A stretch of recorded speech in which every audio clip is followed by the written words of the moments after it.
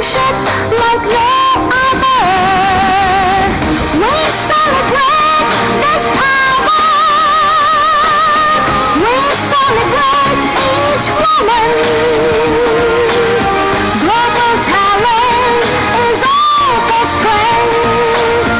We stand with today's women. Exercise करते हैं, पूजा करते हैं और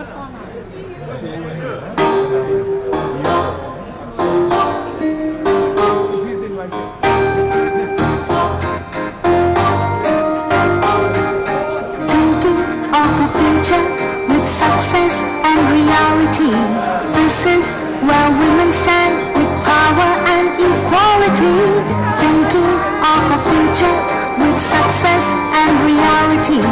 This is where women stand with power and equality. To be a woman, pride is real as they spread love and care. In them you see a mother for all and everywhere. To be a woman, pride is real as they spread love and care. In them you see a mother for all and everywhere. Thinking of a future with success and reality. This is where women stand with power and equality. Thinking of a future with success and reality. This is where women stand with power and equality.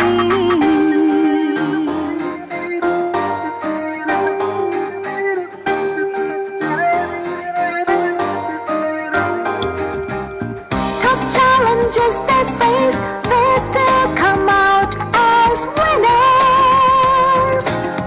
Perseverance is infectious, they're perfect and not just beginners.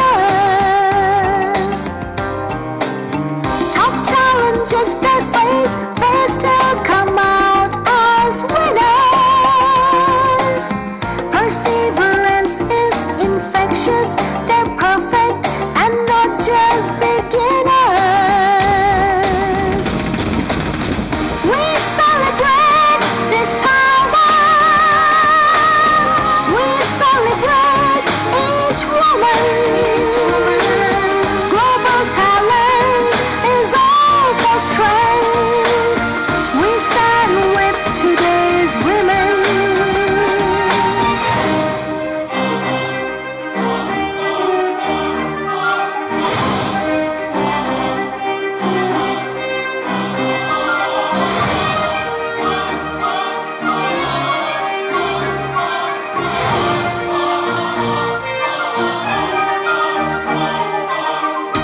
Through their positivity, women are the strength of family. With power, they drive nations and empower communities. They reflect compassion, nurture pride and passion. Strong conviction in partnerships, they carry courage in relationships. They are called symbols of care. They show strength everywhere.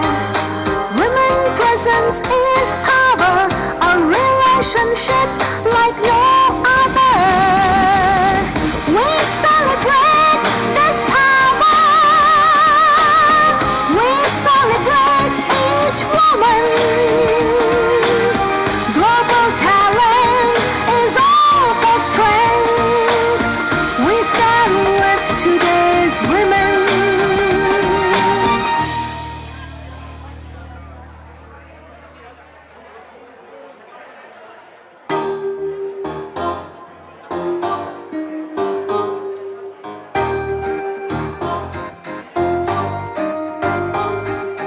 Thinking of a future with success and reality.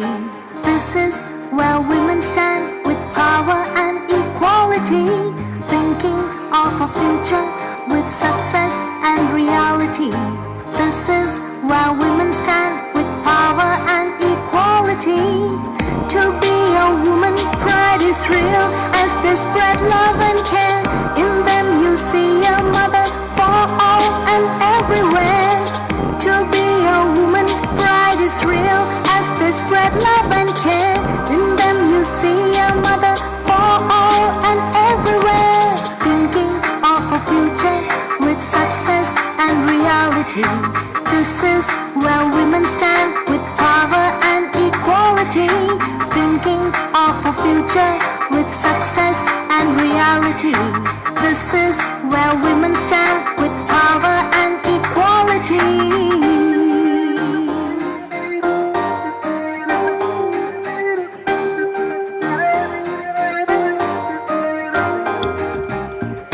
Challenges they face, they still come out as winners. Perseverance is infectious, they're perfect and not just beginners. Tough challenges they face, they still come out as winners. Perseverance is infectious, they're perfect and not just beginners. We celebrate this power. We celebrate each woman. Global talent is all for strength. We stand with today's women.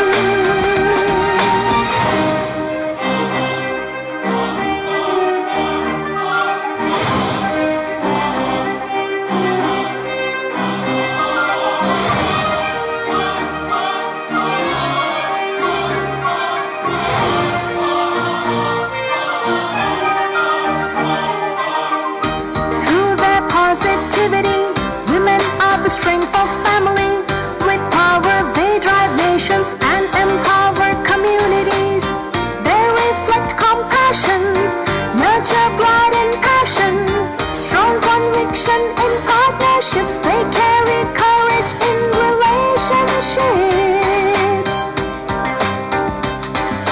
They are called symbols of care. They show strength everywhere. Women presence is power, a relationship like no other. We celebrate this power. We celebrate each woman. Global talent is all for strength.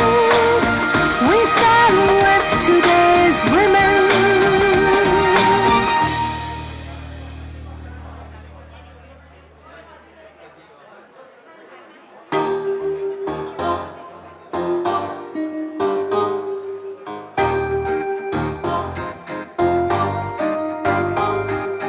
Thinking of a future with success and reality. This is where women stand with power and equality. Thinking of a future with success and reality. This is where women stand with power and equality. To be a woman, pride is real as they spread love and care. In them you see a mother for all and everywhere. To be a woman, pride is real as they spread love and care. In them you see a mother for all and everywhere. Thinking of a future with success and reality. This is where women stand with power and equality. Thinking of a future with success and reality. This is where women stand with power and equality.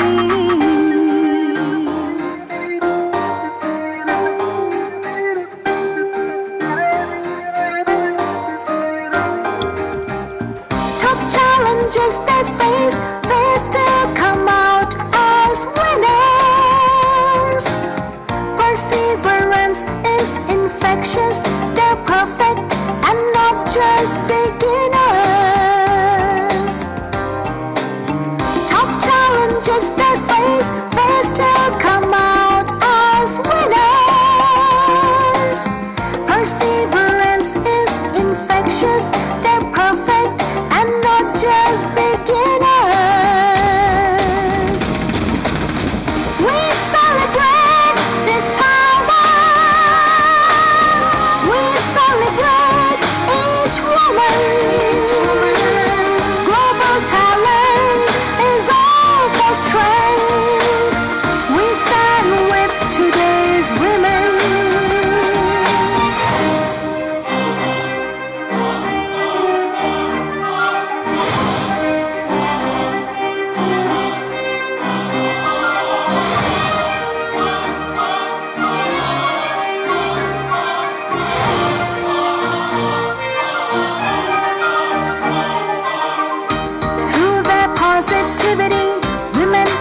strength of family. With power they drive nations and empower communities. They reflect compassion, nurture pride and passion. Strong conviction in partnerships, they carry courage in relationships. They are called symbols of care.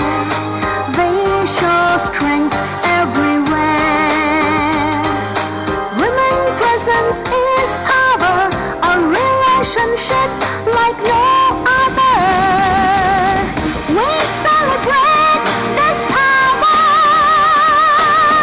We celebrate each woman. Global talent is all for strength. We stand with today's women.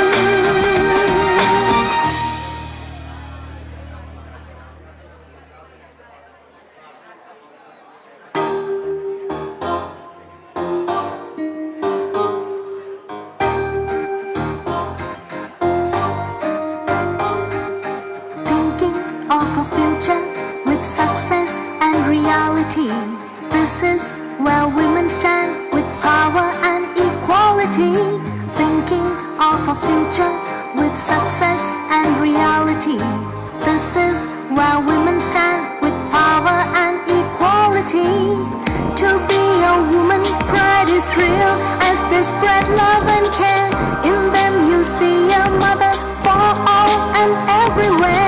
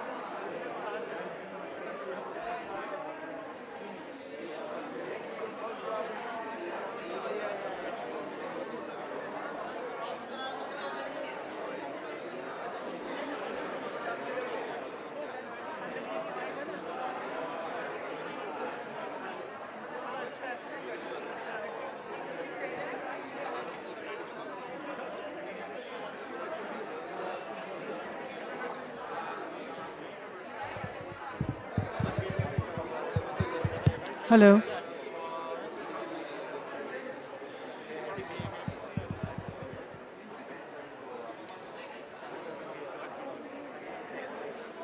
Manisha, are we waiting for the ambassador to come? We start?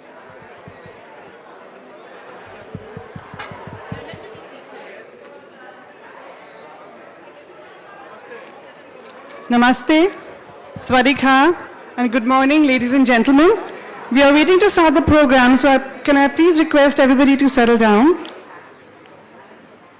My name is Juhi, and I will be the MC for today.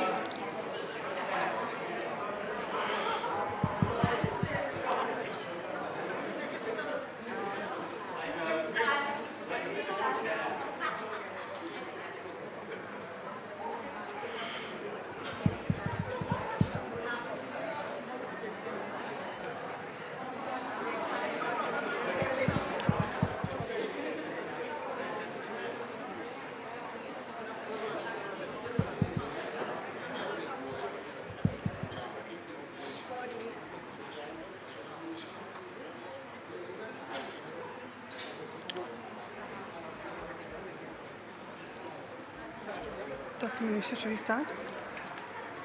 Yeah?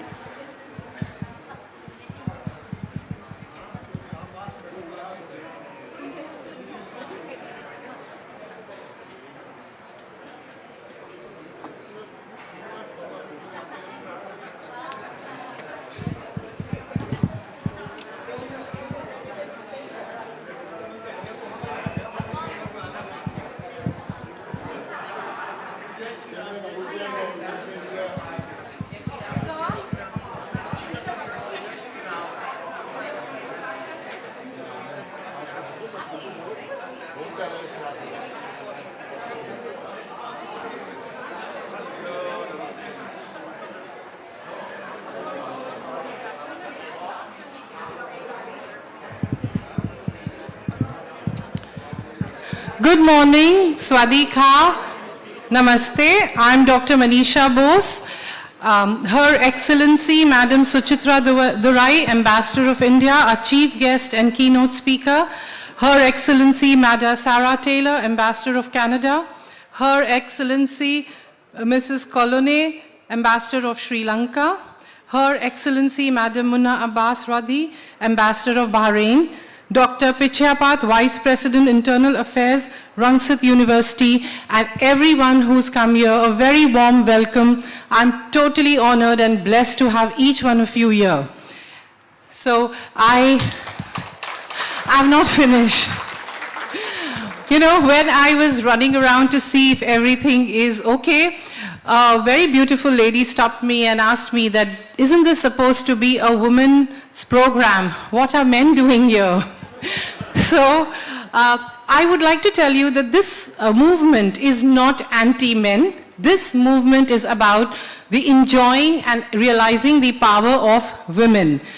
Most of the time, we women who are sitting here, we have a lot of gratitude in our hearts for many men in our life, our fathers, our brothers, our sons, our bosses, our friends who have added to our journey.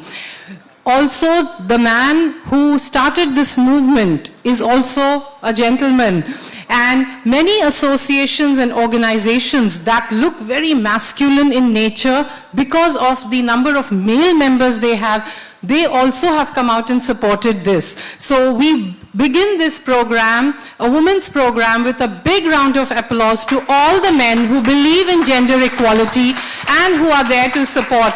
All the gentlemen, can you please applaud for yourselves as well? Now, having said this and acknowledged the men we have in our lives, there definitely is gender inequality that exists.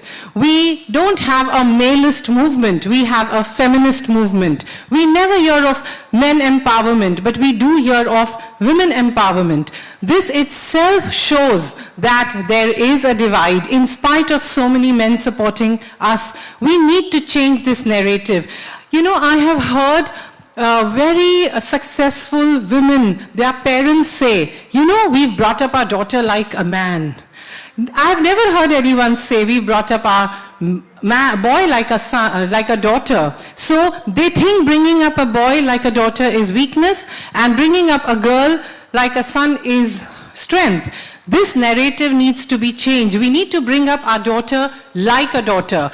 Daughter defines strength. Daughters define a power which men can never have. So this narrative needs to be changed, and this movement is here to change that narrative, to bring in an equality. It is not, and we need to do this in collaboration. We need to do this amicably, not with a war.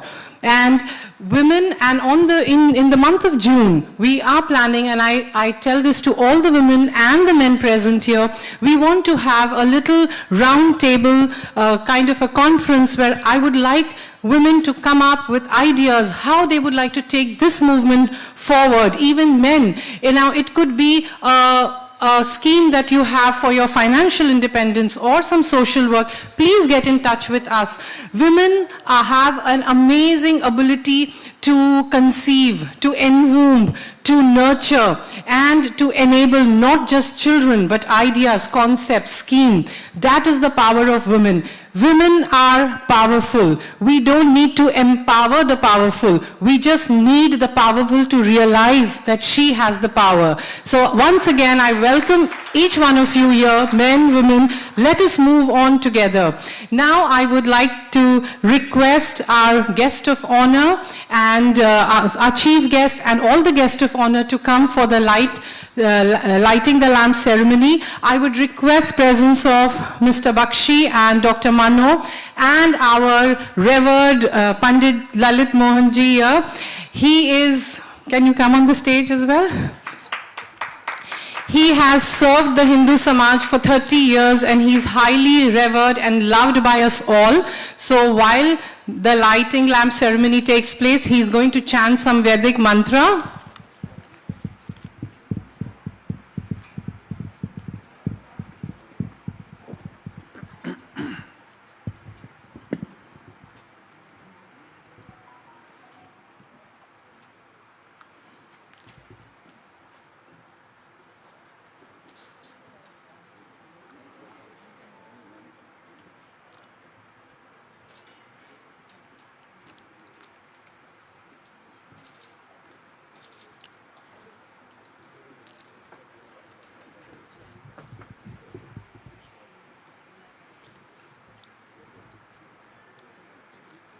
ॐ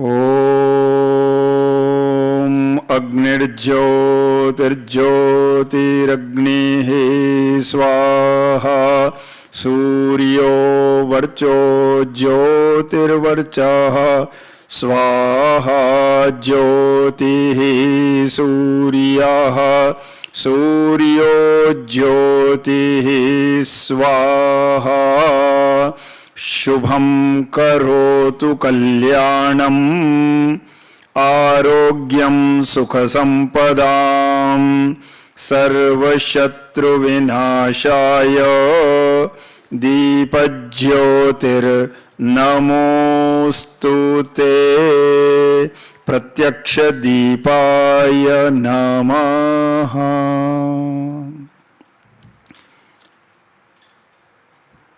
ॐ संगच्छध्वं संवदध्वं संवो मनांसि जानतां देवाभागं यथा पूर्वे संजानाना उपासते। ॐ शान्ति शान्ति शान्तिः। ॐ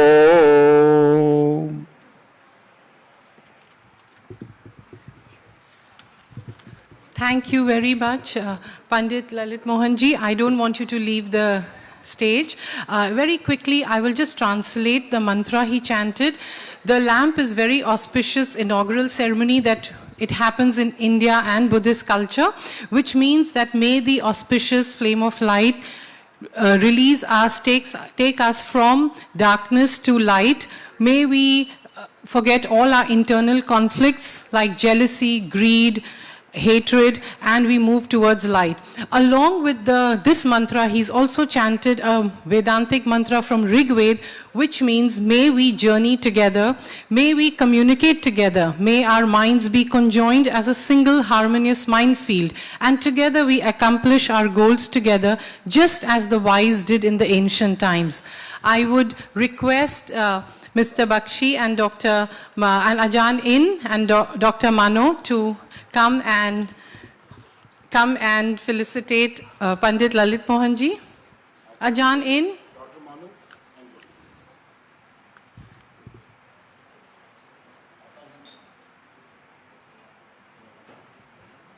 And empower communities.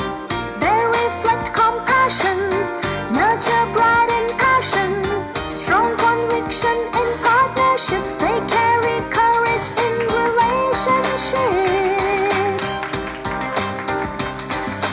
They are called symbols of care. They show strength everywhere. Women presence is power, a relationship like no other. We celebrate this power. We celebrate each woman. Global talent is all for strength. We stand with today's women.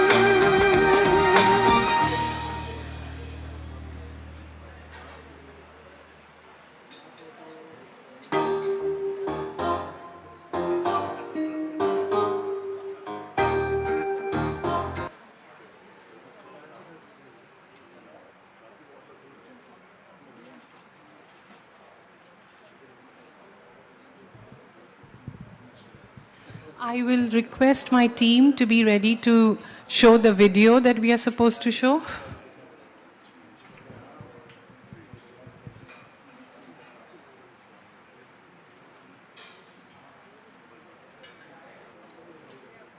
Thank you so much, Mr. Bakshi, for giving me this opportunity. Thank you and wish your initiative all the very best. May this bring us together again and again, but make it an international voice where it matters. Thank you very much. Mr. D.K. Bakshi, I've got to know that you are on a mission to unite 1 million women all over the world. How crazy is this idea to bring 1 million women together on a common platform globally? I mean, this sounds truly crazy. What is this idea that you are coming up with? What is this mega global initiative? So please share with us. You might really sound that I am mad. Yes, I am mad. Okay. I mean, MAD, making a difference. Wow, interesting. I need to be crazy and mad to contribute to the global world with something unknown, unheard, unbelievable. True. And what people are telling me is this a crazy idea? Yeah. Yes. Hashtag People Power and Global Movement is a crazy idea. Okay. I am a firm believer of saying, it is always possible. You must read the book of Her Excellency Dr. Kiran Bedi. This book is available, and this says it's always possible. Yeah. That means when I am talking about I'm mad, I'm crazy, we create 1 million women together, it's always possible. Kiran Bedi is my mentor. You must read another book called I Dare by Kiran Bedi. Okay. So, mad people take decisions in life which are not possible for people. I would like to request Mr. D.K. Bakshi to come and address the man behind this movement. He is given the title by World Women as Honorable Woman, and he's very proud of this title that he is Honorable Woman. He is mentor and CEO of Global Talent Company, and he's done path-breaking work in the HR field, and he's very well known in Thailand, in Canada, and in India, where he runs his office. Welcome, Mr. Bakshi.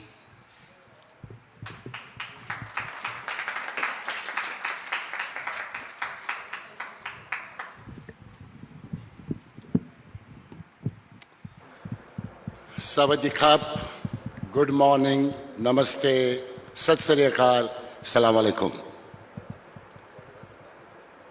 It's a very important and a very emotional day for me. Ladies and gentlemen, people around the world question me on various groups, various platforms. Why women power? What about manpower? And you know, I am from human resources. Manpower, which includes women, is what I do last 34 years in the world. And why this hashtag women power a global movement? I wish to give you a background.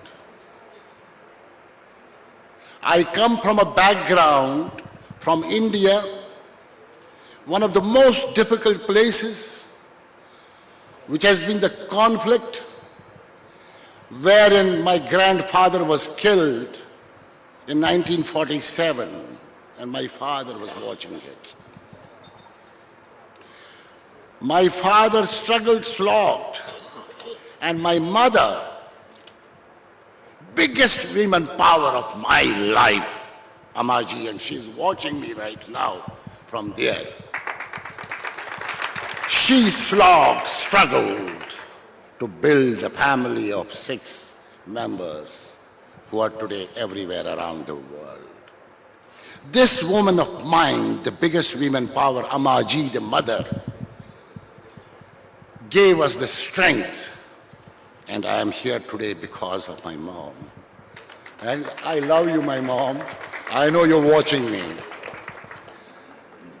And many women started coming in my life, my 2 powerful sisters who tied Rakhi hair as Indian, made me strong.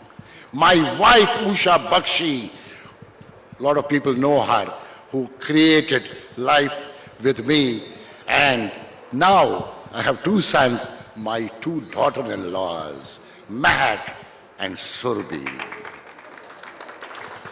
I'm a young man of 61-year-old, still young to work on. And then in the process, I met a lot of women power with whom I started working, and I can take the name which you watched, Dr. Kiran Bedi, my mentor. I am a mentee of Dr. Kiran Bedi, the first police officer of the country. Last 30 years I worked with her on various platforms. And then as a global talent company, we used to do a lot of programs for various leadership development and women development. We had even an opportunity to go to Afghanistan. Here is N. Narula, my director. He is a leader facilitator. Where's N. Narula? I want to see him. You must. Yes, N. Narula. He also went with me to Afghanistan, Kabul and Mazar-e-Sharif, on the invitation of First Lady of Afghanistan. I feel bad about that country. There are 120 women power whom we have trained on women issues and how they can be more powerful. The pain is here in the heart because you know what has happened to Afghanistan. Having said that, when we were conducting the programs, and suddenly everything was finalized because I created Women Power, a new program for the global world, for the women, for the UN women. And suddenly COVID came in. And when COVID came in, we said, what do you do? The first program I did with Dr. Kiran Bedi, my mentor, and you saw her, a clip, she says, D.K. Bakshi, take it to the global world. I always challenge myself. I said, I will take it to the global world. I sat down with my almost 25 women around the world, and we created hashtag Women Power, a global movement in April 2020. Ladies and gentlemen here, since April 2020, not a single Saturday has been lost. 5:30 p.m. IST, somewhere in the world, hashtag Women Power, a global movement, some celebrity, some women of excellence coming and sharing the success story. And not only D.K. Bakshi interviewing all these women of excellence, women power from different countries. Milane in Spain, Sandra in Fiji, Anshul in Mumbai, Manisha in Delhi, Manisha in Bangkok, Geetika in Indonesia, Carolina in Singapore. You name the country. And we created a formal vision, mission, values of this hashtag Women Power Global Movement.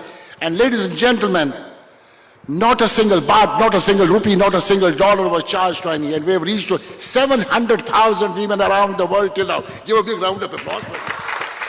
I need it because it's your moment. It's not my moment. So hashtag Women Power Global Movement, 1 million women by 2024. It's always possible, but you need to have that passion, the junoon of doing it. And in fact, I am honored this morning to have with us our chief guest for this morning, Her Excellency, Madam Suchitra Durai. My salutes, my respects. She has been on my show a year back. Along with Madam Durai, so many women ambassadors from Canada, from Bahrain, from Sri Lanka. Am I missing somebody? And then we got so many panels. We got people here. Simran Ahuja, the Miss India, has been on my show. So what did we do during this process was enhancing the power of women moving across the world. Sharing the story of somebody in Calcutta and somebody in Canada saying, somebody in Durban and somebody in Delhi saying, the women issues remain the same everywhere. It is the men who need to support them. Manisha is right. We don't need to empower women. They are already empowered. We all men, whosoever is there, we always empower women. But can we give more respect? Can we give a gender equality around the world under the United Nations SDC number 5 to make it more stronger? Women is quality. Women is power. Women creates the future of the world. You will see, one song was going on, you must have seen what's going on. This is Aruni Baga, the Nightingale of Thailand. She sang the song, and we are going to be formal today, you can do that, formally release it in India on 5th of March. 8th of March 2020 is the International Women Day, and 5th March 2022 is going to be our big event in India, which is led by Dr. Kiran Bedi, and there's going to be again a lot of women around. This is where we'll be launching the song of Women Power. This is a global song sung by Aruni Baga. And in fact, on the same day, I will be launching my first book, 10 top interviews I have conducted with top people of women power. And after this book, I will not be making any book. There will be a couple of books which will come. Dr. Manisha Bose will talk about her 10 stories. Milane in Spain will talk about her 10 stories. Sandra in Fiji will talk about her 10 stories. Carolina in Singapore will talk about her 10 stories.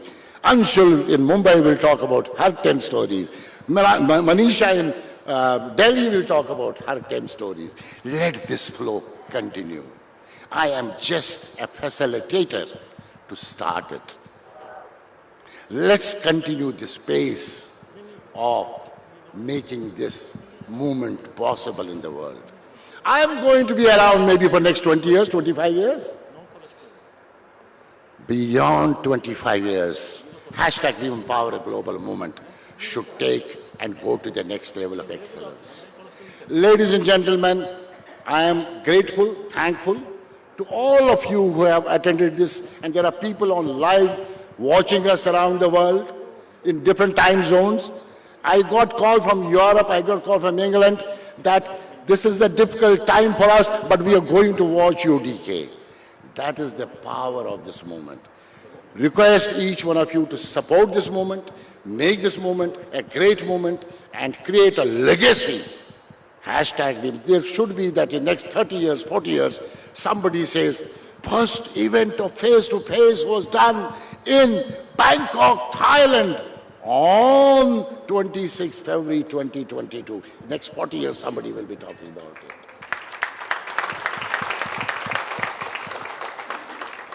I know Manisha is ready to stop me. I am not going to be talking today. I am going to be listening today because this is not my day to talk, but only in the beginning. And I wish you all good luck, all the best. We are now through. We are AC now. We had DC. I think DC is gone, during COVID is gone. We are now moving towards after COVID. And BC is gone before COVID, we will never get. So therefore, we are into AC after COVID. At the end, I want to say something for the women. I know she is trying to stop me. Oh, she's there. And this is an Urdu couplet, and I will translate it into English language. And this is especially for women here. A very powerful couplet. खुद ही को कर बुलंद इतना, खुद ही को कर बुलंद इतना कि हर तदबीर से पहले खुदा बंदे से पूछे बता तेरी रजा क्या है, बता तेरी रजा क्या है. I am going to translate into English. Hey, women power of the world, make yourself so strong. Hey, women power of the world, make yourself so strong. Even the God should say, what do you need in life? What do you need in life? What do you need in life? Thank you. Thank you, Mr. Bakshi. I would request Dr. Manov, the director of Gandhi Institute, who's the host with us, to come and say a few words.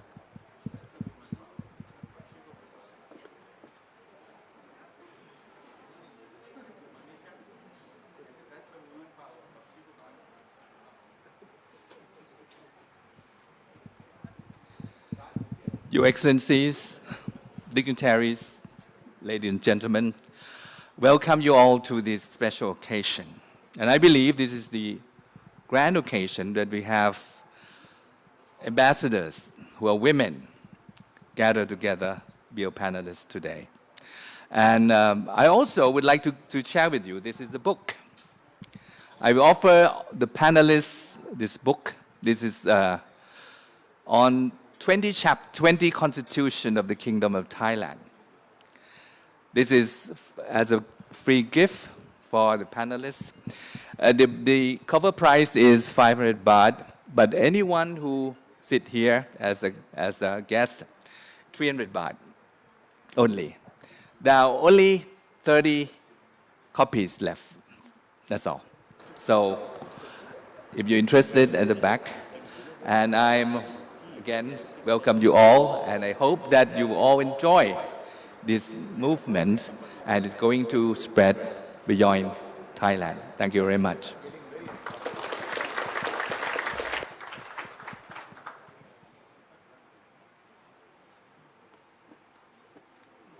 A small message from women power throughout the world. They are sending wishes for this, so we'll just like a few minutes video.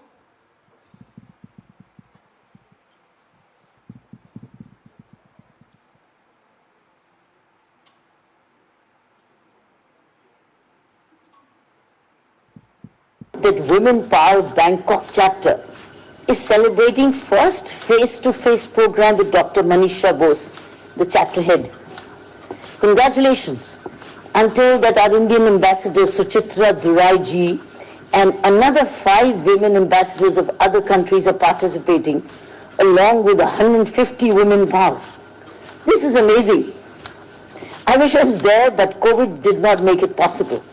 Bangkok is very close to my heart, and I plan to see you soon. I'm sure D.K. Bakshi ji, the founder of this movement, is purely excited about this event. Congratulations, and let the women power have voice and choices. My best wishes for this stupendous effort and of the synergy you've created called Women Power. Well, hello everybody. Melanie Falvey, chapter head for Spain here. Congratulations on Women Power Thailand. Thank you so much, Manisha, for inspiring everybody, for all the work you're doing. You're absolutely incredible. Keep inspiring. Congratulations, DK, on this incredible movement you are creating, Mr. DK Bakshi, esteemed founder and honorable woman. Everybody have fun, enjoy, grow, learn, inspire, and keep shining. Hi everyone, my name is Jennifer. I am Chapter Head Malaysia. First of all, congratulations to Mr. DK Bakshi and Dr. Manisha. Keep it up for a good cause. Be proactive, be empowered, # Global Woman Power. This is Gitika, Chapter Head Indonesia for # Women Power, a global movement. I'm so excited about the event that's happening today in Bangkok under the supervision of Chapter Head Thailand, Dr. Manisha Bose, a good friend of mine. Manisha, I'm wishing you and your team all the best for this function, and DK would be thrilled beyond this. We know how much we have been planning for this event. Unfortunately, we couldn't be there today to witness it in person, but our wishes are going to be with you all through this event. So congratulations everybody and all the best. I will be there, we all will be there virtually present witnessing this event happening. So let's make it happen. Thank you so much guys. Congratulations again. Hello everyone. My name is Farrukh Al-Qawm Chizada, Chapter Head Women Power Afghanistan. My best wishes for the function. I wish I could be there. Today our founder of Women Power, Mr. DK Bakshi, would be very happy. Thank you and good luck, Manisha. It's so lovely to enjoy the sisterhood with chapter heads of 23 countries. All the women here present, you can get in touch with everyone. This is not a platform for one person. This is a platform for everyone who wants to move this movement ahead. I would request our chief guest, Suchitra Durai, Ambassador of India, to come and address us. A big round of applause for her.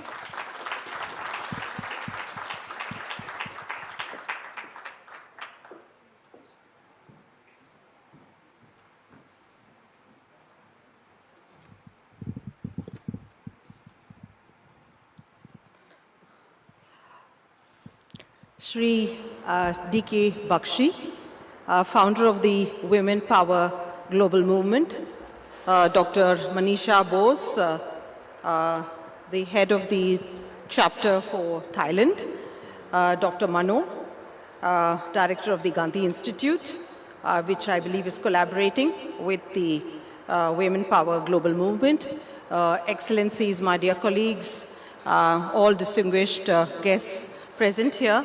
I think Dr. Manisha has really snatched my words. She said wonderful things. As she has said, I think this journey that women have in this world would not be possible without the support of men. And it is really heartening to see such a good turnout of men in this particular function, which itself is unprecedented because we have not had an event of this scale during the COVID-19 period. So congratulations, Mr. Bakshi, for your very courageous step that you have taken to bring all of us together physically, not just virtually, which you have been doing for the past, I think, more than a year that you have started this wonderful movement. So mine will not be a motivational speech because I think you've already heard that from Mr. Bakshi as well as from Dr. Manisha. So coming from India, I would like to share with you the Indian experience. So in India itself, you had, of course, a very long history of women's participation in public affairs. Particularly since the Constitution of India was adopted on 26th of January 1950, the principle of gender equality is enshrined in the Constitution, in its preamble, in the fundamental rights, the fundamental duties, as well as, of course, the directive principles of state policy. So under Articles 14 and 16 of the Indian Constitution, both these rights are actually justiciable, which is very important. A National Commission for Women was set up in India by an Act of Parliament in 1990 to safeguard the rights of women and their legal entitlements. And through the 73rd and the 74th Amendment of the Constitution, which happened in 1992, 1993, there's a reservation of up to 1/3 of all the seats of the local bodies, which includes, of course, the panchayats or the village administrative unit, as well as, of course, in municipalities. And this has actually helped in laying a very strong foundation for women's participation at decision-making levels at the local levels. India has, of course, ratified various international conventions and human rights instruments committed to secure equal rights of women. Key among them is the ratification of the Convention in the elimination of all forms of discrimination against women in 1993. So under India's national policy for the empowerment of women, all forms of violence against women, physical and mental, whether at the domestic or societal levels, including those arising from customs, traditions, or accepted practices, shall be dealt with effectively with a view to eliminate its incidence. So there are numerous legal instruments which are there for ensuring gender equality in India. They go back, in fact, to the 1950s, when in 1954, the Special Marriage Act was, in fact, adopted. And then the Hindu Succession Act, which is very important, which was adopted in 1956, which gave Hindu women equal right to property. And then, of course, through the years, we've had the Dowry Prohibition Act of 1961, which is indeed a very strong legislation, and with a view to abolishing the pernicious practice of dowry. The sexual harassment of women at the workplace in 2013. We've had the amendment of the criminal laws in 2013. And of course, earlier on, the Equal Remuneration Act of 1976. Certainly, this is the Regal framework. And this is, very strong framework that we have in the country. What we need, of course, is strict enforcement. And most importantly, what we have to do is educate. Educate our girls, educate our women. Education is, of course, the key to empowerment, not just for women, but also for men. Equal access to education for women and girls steps have been taken by every government so far, and with a view to universalizing education and to eradicate illiteracy. Women played a very important role in India's freedom movement. Virtually every state of India has produced very important leaders. Who can ever forget the roles played by the Rani of Jhansi? Young girls like Rani Gaidinliu, Bhikhaji Cama, Sarojini Naidu, even Annie Besant. These are all names that we can never forget. Women got the right to vote in independent India in 1947 and 1950, much before many advanced countries did. We are the second country in the world to have an elected female head of government. Indira Gandhi became our Prime Minister in 1966. We've had a female head of state, President Pratibha Patil. We've had a female parliament speaker, several members of the cabinet, including those who have served in the cabinet group on security, which is very important. We've had a female foreign minister, the late Sushma Swaraj ji. We've had a defense minister as a woman, and who is currently the Finance Minister of India, Nirmala Sitharamanji. We've had also elected chief ministers in many large states of India. And many of them have played a very important role both at the state level as well as at the national level. In the earliest states, years of our independence, in 1953, Srimati Vijay Lakshmi Pandit was elected as the first female head of the UN General Assembly. So women in India have been doing traditionally well in the political sphere, but not just in politics and government, but also in the media, in judiciary, business, sports, agriculture. One very important metric of female empowerment is the enrollment of girls and women in STEM subjects. And we haven't done badly at all in this field. In fact, in the last few years, the enrollment of women in STEM subjects has been steadily increasing. According to one report, India has around 43% female graduates at the tertiary level, which is higher than many countries in the world. In fact, we have many senior women scientists who are taking the lead in very important and strategic missions. 2 female scientists, in fact, from the Indian Space Research Organization, ISRO, led the country's second lunar mission, the Chandrayaan-2, from its inception to completion in 2019. Women have been in the armed forces since 1992, and of course in the police forces much earlier, and we have the example of Dr. Kiran Bedi, who's such an inspiring figure in India and who just spoke, I think, a short while ago in the video.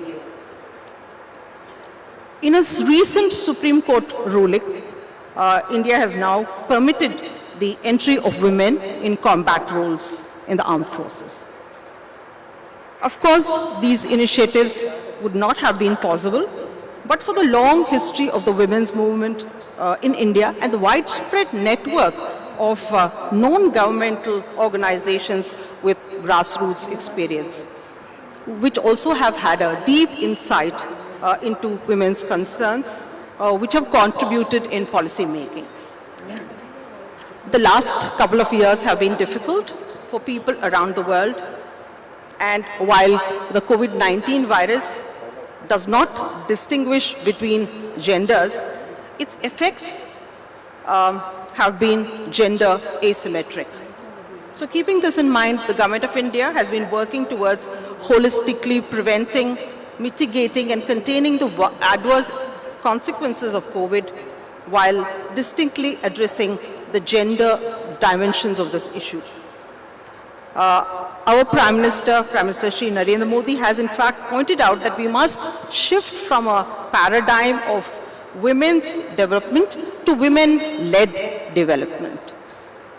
India is implementing a series of flagship programs that focus on significantly expanding women's financial inclusion, employment and self-employment opportunities, healthcare, nutrition, safety, security, and of course, education. We have now more than 1.37 million elected women representatives that provide leadership in formulating and implementing gender-sensitive public policies at the community level. Women's empowerment means granting women the freedom to make life choices. That can only happen if women are economically independent. Many schemes are now being implemented to financially empower Indian women. While insurance schemes are there already, the direct benefit transfer has also ensured by the way it has been administered, it has really helped women to deal with the COVID-19 pandemic.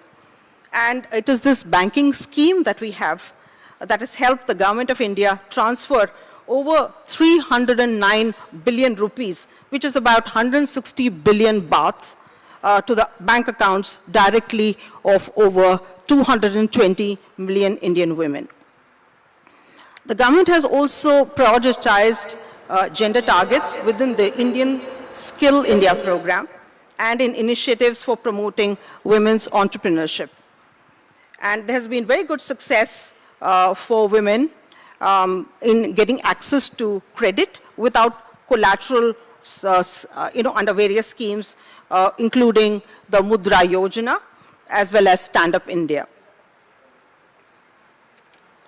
Another scheme which has been really important in ameliorating the lives of women, particularly those under the poverty line, has been the Pradhan Mantri Ujjwala Yojana, which, as the name suggests, has been able to bring the light into women's lives by producing free gas connections to millions of women, and has helped them from the drudgery of cooking with firewood.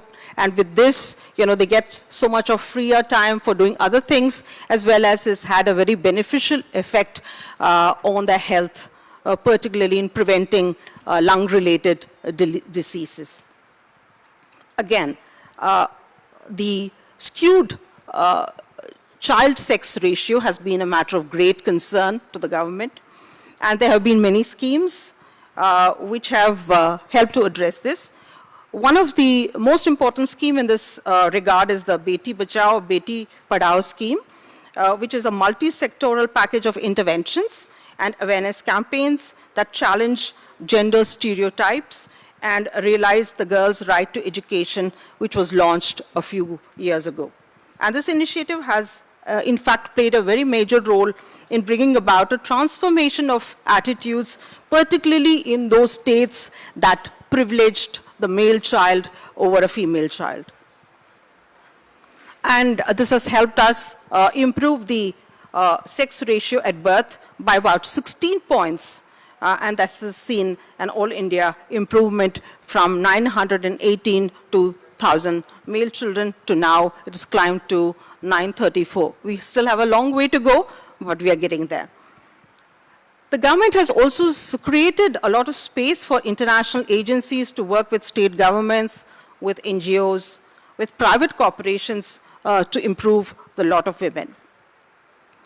Coming to, of course, our bilateral relations with Thailand, Thailand itself has done wonderfully well at the private sector level. According to one study, I think it has the largest number of chief financial officers in the private sector, if you take, any country across the world. I think that is really something very admirable. You also have a lot of women in leadership positions, and we are very happy to work with Thai women in many areas. The Government of India has, of course, under its flagship development assistance scheme, the Indian Technical and Economic Cooperation Program. We do a number of capacity building, programs with Thailand and with other countries. And under this, we have training courses for women in entrepreneurship, for women in local government, and of course also in renewable energy programs. And a few years back, in fact, we trained schoolgirls from Buriram province at the famous Barefoot College to learn how to put together solar lanterns. And normally you have much older people who are called the solar mamas or the solar grandmamas, but here they were, as young as 15 and 16 who went and spent several months in Rajasthan and came back, and they are called the solar sisters. So we do have challenges, of course, in India in combating illiteracy, dealing with malnutrition, in having access to healthcare. There's income disparity between rural and urban areas, and we have to address them. But we are working very closely with the non-governmental organizations, the civil society organizations, with the private sector, and of course, all international organizations as we go on in this journey to make India and the world a much better place to live in. So thank you very much for giving me this opportunity, and all the very best to all the wonderful women who are here. And also congratulations to all the men for playing such an important and supportive role in what you're doing. Thank you very much. Kapun Kha.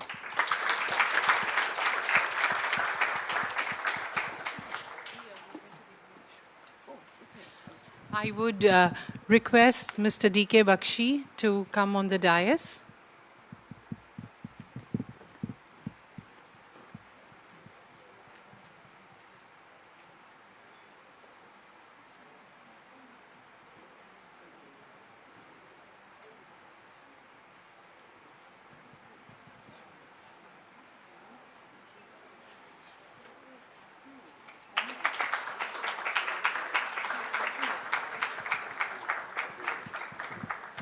Thank you very much. Suchitra Durai ji, she gave us a beautiful update of what's happening in India in terms of gender equality. Urban and rural India are very different, and kudos to the government now. They're doing a lot of work in the villages to ensure that the disparity between the genders is reduced. Thank you very much. As they spread love and care, in them you see your mother fall.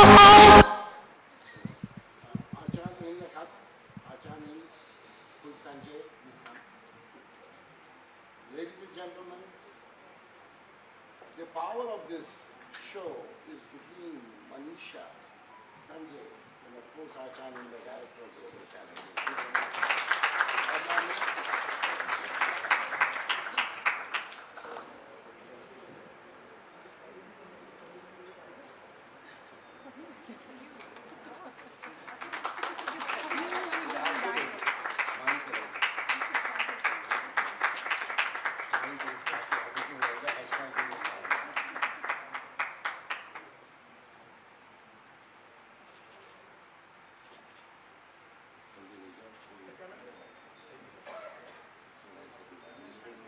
Ma'am, do you see the picture here? I want to show. Do you see your picture, ma'am? It is so beautiful. Thank you very much. I forgot to mention one thing. Sorry, I forgot to mention one very important activity that we are doing. You see my colleagues there, the women ambassadors. Since last year, we've launched on the 8th of March every year to do what is called Ambassadors for a Day program, where we have young people, both boys and girls, shadowing us for a day. This program was very successful last year when it was launched, and this year it's continuing. I think the level has gone up even more, and we have two very young people sitting there on this table who have come through a very rigorous contest where they have been chosen by the embassies as well as the UN agencies. I think one of them is as young as 15, so they are going to be attached to us for a day. And we will learn from them as much as they learn from us, hopefully. And so thank you very much for that.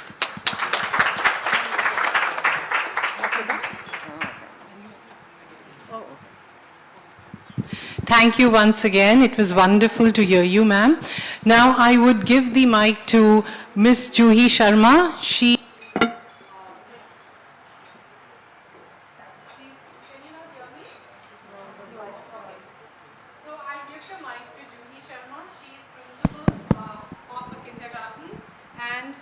She is a special need educator. She is an environmentalist at heart and a mentor. Juhi, over to you. Just to let you brief you a little about the program, she's going to invite the guest of honor to come and speak a few lines, and after that there's going to be a very interesting and engaging panel discussion, and then we go for lunch. After the lunch break there are some more awards, and towards the end there's amazing dancing session. There are lucky draws, so don't run away. Thank you, Dr. Manisha. More power to you as a woman and as the chapter head Thailand for the global movement of women empowerment. It gives me immense pleasure to request our guests of honor to please come on stage and grace the occasion. We rarely get an opportunity to listen to the esteemed words of such a distinguished panel of guests. I would like to begin with inviting Her Excellency Madam Sarah Taylor, Ambassador of Canada, to Thailand, Laos, and Cambodia to honor us by saying a few words.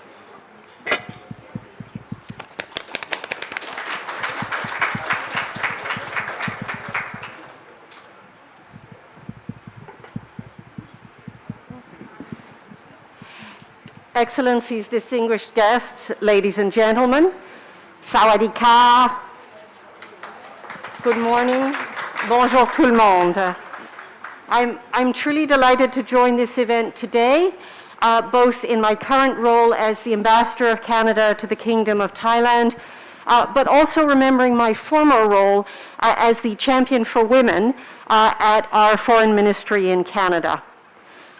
I'm very proud to be representing Canada here in Thailand and in Laos and Cambodia, in part because we have an avowedly feminist foreign policy. So part of my job is to represent and to implement that feminist foreign policy. I'm also proud because I learned today that in fact there are 2 chapters of the Women Power movement in Canada. So that's another plus for Canada. Thank you. Just a day or so ago, I watched an announcement of sanctions that the Canadian government is imposing on Russia because of the situation in Ukraine. Now, obviously that was not a happy moment. It was a very sad and tragic one. But I have to say at the same time I felt somewhat proud, because standing next to our Prime Minister, the person announcing the sanctions was our Deputy Prime Minister and Minister of Finance, who is a woman. Next to her, joining her in the announcement, was our Minister of Foreign Affairs, who is a woman. And next to her was our Minister of National Defense, who is also a woman.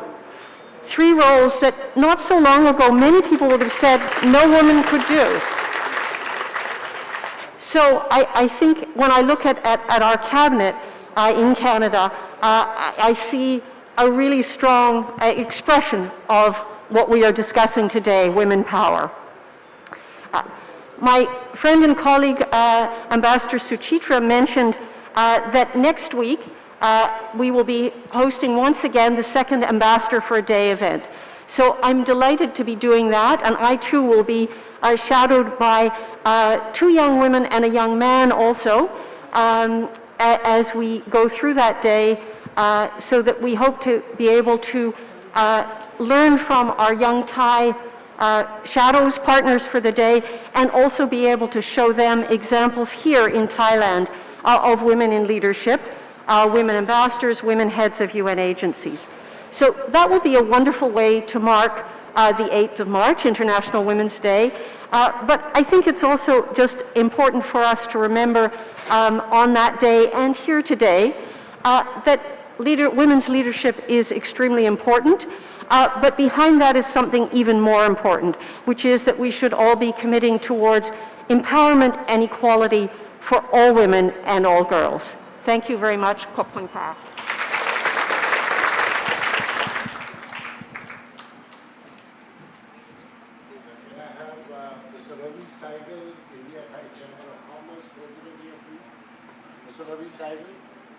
He's not right now here.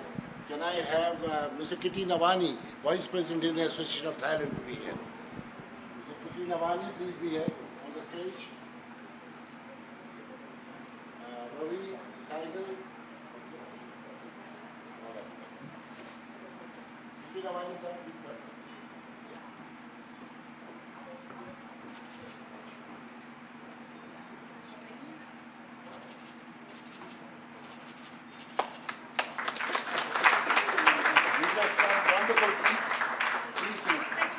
Come from my hometown, Kashmir.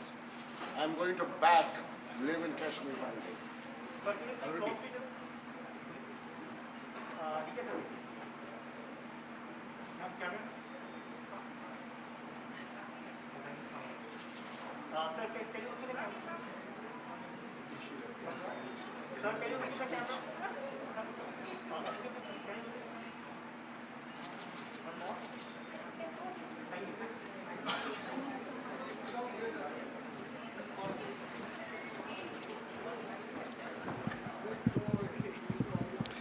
it is my pleasure to request Her Excellency Madam Colonne, Ambassador of Socialist Republic of Sri Lanka to Thailand, to please come on stage and address the audience.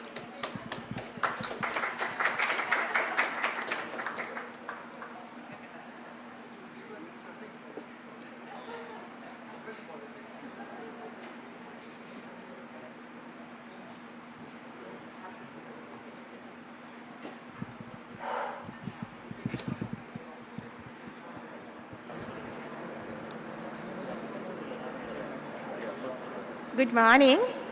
Her Excellency Suchitra Durai, Ambassador of India, Excellencies, Honorable Members of the Parliament, Chapter Head of Women Power in Thailand, Founder of Women Power Global Movement, Director of Gandhi Institute, officials of the Government of Thailand, distinguished guests, and ladies and gentlemen. It is an honor for me to address this distinguished gathering today with my other colleague women ambassadors based in Bangkok as a lady ambassador representing the country that produced world's first women prime minister, Sirimawa R.D. Bandaranaike, in 1960. The British press described her as the first state woman of the world when she became the prime minister of Sri Lanka. She was chosen chairperson of the non-aligned movement in 1976 when she hosted NAM conference in Colombo. As an illustrious stateswoman, she brought credit to Sri Lanka at many international fora. 1 minute, please, because the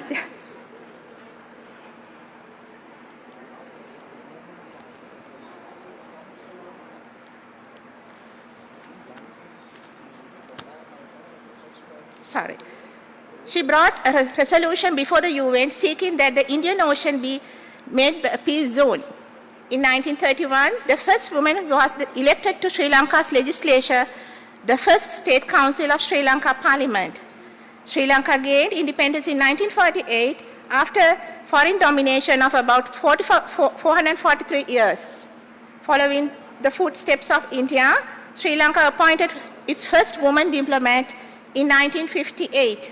India had begun appointing women diplomats since 1946 with the appointment of Vijay Lakshmi Pandit as first permanent representative to the United Nations. The honor of being Sri Lanka's, then Ceylon, first woman foreign service official goes to Manel Abesekara, who joined the then Ceylon Overseas Service in 1958. Manel Abesekara was appointed as Sri Lanka's ambassador to Thailand in 1980. Ms. Abesekara's contribution to the foreign service and diplomacy is significant. The protocol manual of the Minister of Foreign Affairs of Sri Lanka was authored by her while she served as Chief of Protocol. As Chief of Protocol, she was tasked the responsibility of organizing the Non-Aligned Summit in 1976 in Colombo. Under the premiership of Madam Bandaranaike, the government of Sri Lanka assigned Lorraine Senaratne as Sri Lanka's High Commissioner to Ghana in 1963. Thus began the appointment of non-career women ambassadors to Sri Lanka's diplomatic missions abroad. The Sri Lanka's constitution guarantees equality before the law and equal protection of law to all citizens, and it states that no citizen shall be discriminated against on the grounds of race, religion, language, caste, sex, political opinion, or place of birth, etc.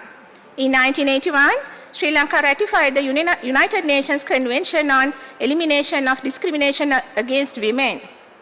Sri Lanka is considered to be one of the most progressive of the South Asian countries in terms of the situation of women. Compared to other Asian countries, Sri Lankan women have higher literacy rates, lower maternal and child mortality rates, and high average of life expectancy.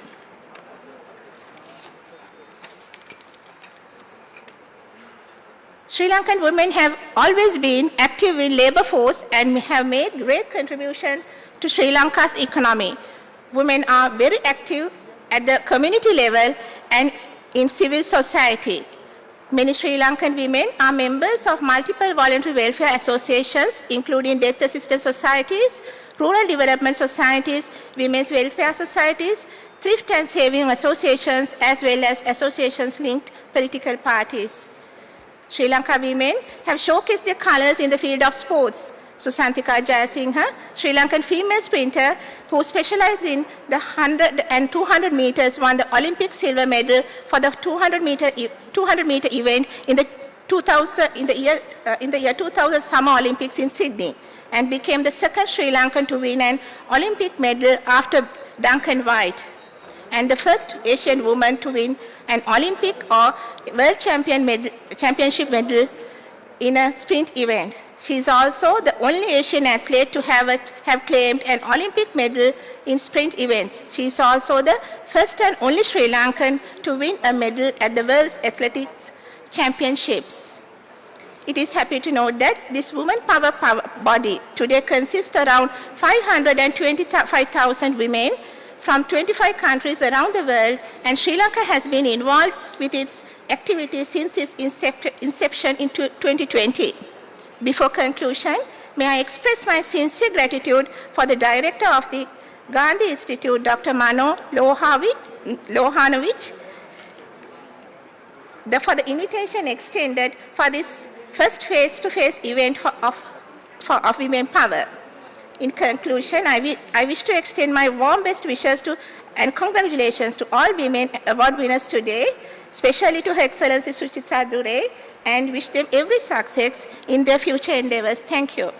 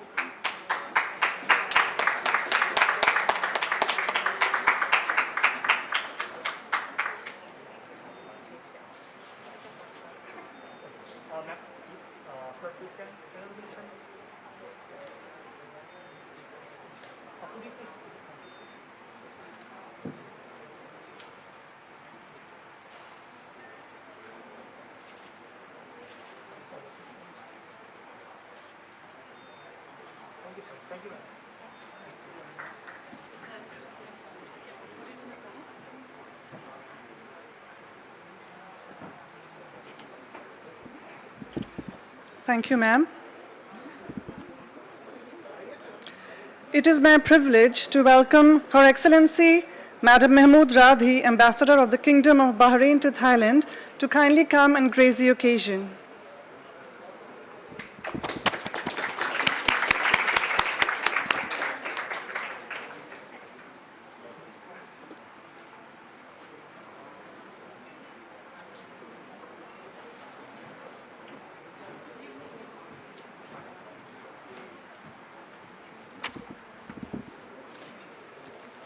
Good morning, everyone. Sawadika. Namaste. It gives me great pleasure to represent my country, the Kingdom of Bahrain, at this August Women Power face-to-face event. And I thank the organizers for inviting me as a guest of honor. I'm very proud of what Bahraini women have achieved, providing a vivid example for successful women in all fields and leadership positions. Bahraini women in various fields receive great attention under the high directives of His Majesty the King, King Hamad bin Isa Al Khalifa, King of Bahrain, and with the great support of Her Royal Highness Princess Sabika bint Ibrahim Al Khalifa, wife of His Majesty the King, President of the Supreme Council for Women. The remarkable achievements of Bahraini women can be seen in nominating women to become ministers, ambassadors, judges, servants in civil and military sectors. We have a woman speaker for the nationwide elected House of Representatives, presidents of governmental and non-governmental organizations. And we find women work in all different fields. We have many success stories of women ambassadors in France, UK, US, China, Belgium, as well as we had Sheikha Haya bint Rashid Al Khalifa was appointed as the first Arab and Muslim woman president of the United Nations General Assembly in 2006. In Bahrain, 43% of the working force are women. 46% at the executive level in government sector are women. 34% at the management level in private sector are women. And 42% of businesses in Bahrain are run by women. We have bicameral National Assembly headed by a woman speaker, out of which we have 15% of elected House of Representatives are women, and 23% of appointees to the Shura Council are women. And we have 17% of women ambassadors. Having Bahraini women in the diplomatic field will change the stereotypes that women are less represented, as today women constitute over 30% of all diplomats working at the Ministry of Foreign Affairs. At the educational level, 63% of students studying at higher education bachelor's degree are women.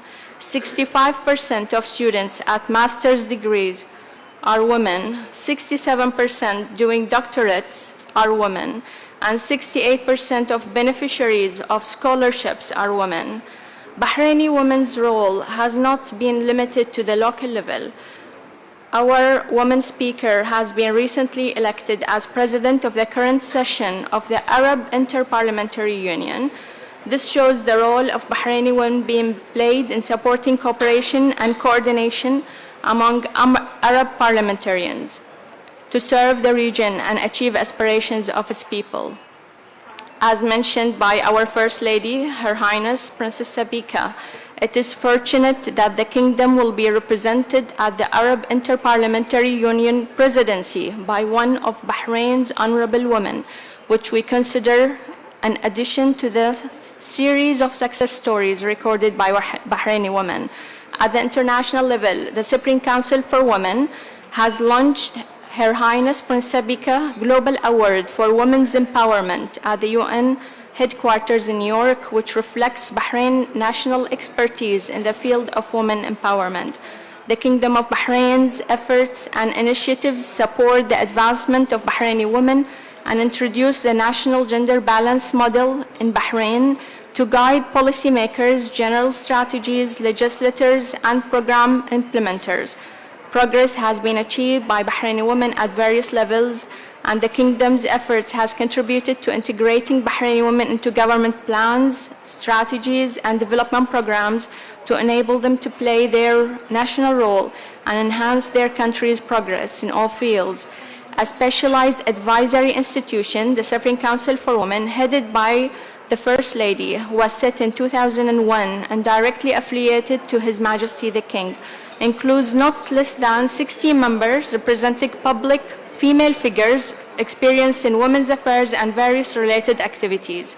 It aims to empower Bahraini women and merge their needs in the development programs to ensure the sustainability of their family stability and female bond, to consolidate the principle of equal opportunities, to ensure competitiveness of Bahraini women, continuity of lifelong learning, and providing diverse opportunities to Bahraini women to enhance standard of their quality of life within a framework of legislation and supporting policies, to integrate with allies and partners within institutional work to enhance the status of women, and to establish a house of expertise specialized in women's affairs according to international standards with national expertise. A Bahraini Women's Day has been dedicated to celebrating Bahraini women's achievements every year on 1st of December. And I would like to express my pride to be part of the Diplomatic Corps, which is one of the vital and influential fields in any country. And by being one of women diplomats working at the Ministry of Foreign Affairs, I have been able to contribute to the advancement of women in this field. In closing, I believe in women power and the important role played by women in the development of their societies and their contribution worldwide. I wish your event every success and it achieves its fruitful outcome. Thank you.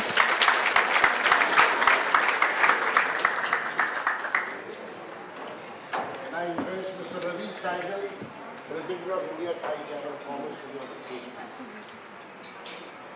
Ladies and gentlemen, all our friends, India Thai Chamber of Commerce, Indian Association of Thailand, and many sponsors came forward. I was in the US calling them. With one call, everybody came forward, and you can see all of them made it possible. Give a big round of applause for all the sponsors. Julie is going to take the names of all the sponsors.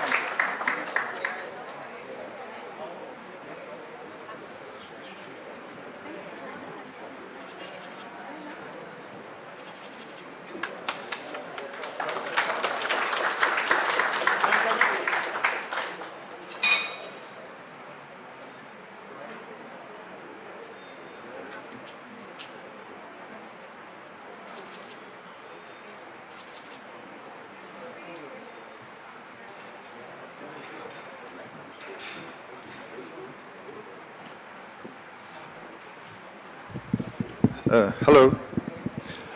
They say that women don't work hard like men, isn't it? But I think so they work on the first time very good. I don't know, I'm mispronouncing some words. I'm Manju so I'm confused. That's right? That's true. So the women do the things right in the first place, so they don't need to work hard, isn't it? Thank you.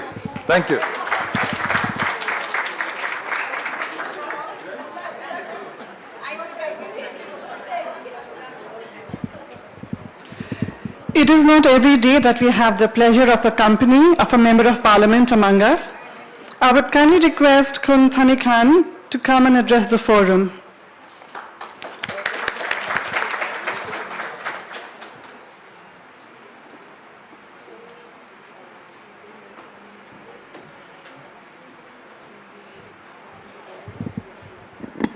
Good morning, ladies and gentlemen. I am very blessing and very glad that even the greeting is still lady first. So I said, ladies and gentlemen. And first of all, I would like to thank you, Mr. Dr. Mano, who invited me to this event. But unfortunately, he didn't tell me that I need to give the speech. So today I didn't make a good speech for you guys, but I want to share you the reality. So can you give me that mic so I can walk around?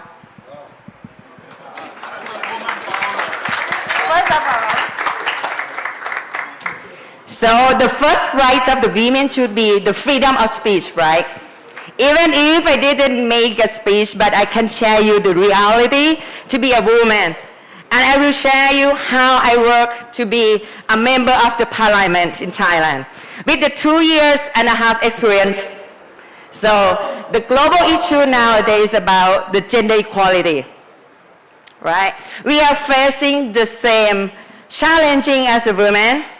The first challenge is maybe about the abusive family, and maybe harassing in workplace, and also unequal opportunity in some countries. But in Thailand, we have more than that. We have seniority system. Have you ever faced with that seniority system? Because I am under 40. Then sometimes I cannot speak in the meeting. I have a freedom of speech, but I need the respect of the adult to listen as well. So that's why I need to prove myself a lot in some committee. Even in some committee, we also have only one woman in that, and that is me.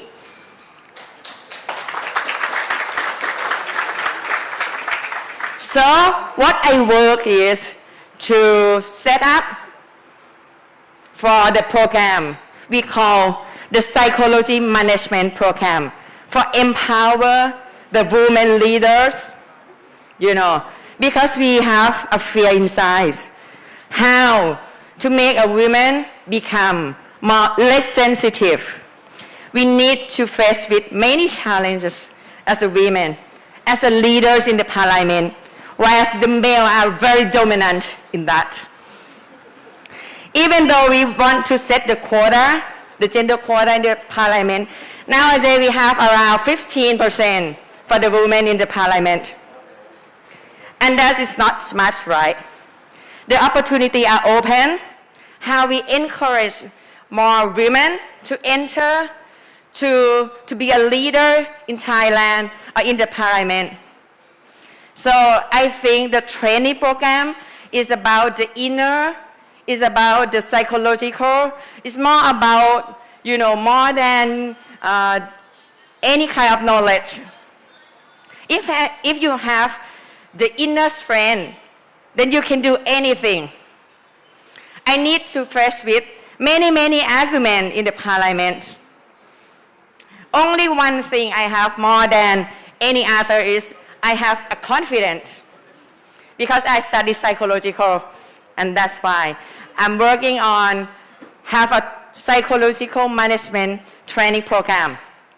And that's proved a lot.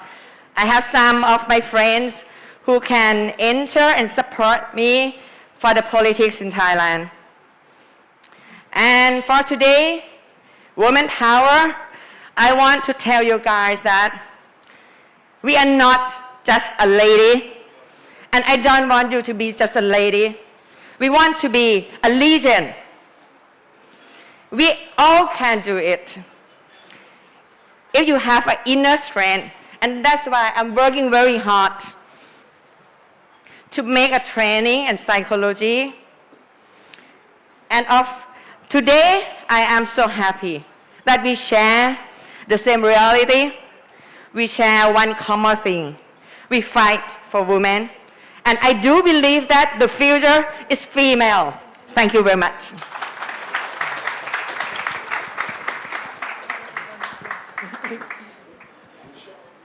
Thank you for such inspiring words. Truly, inner strength is key. It's something I've been working on as well.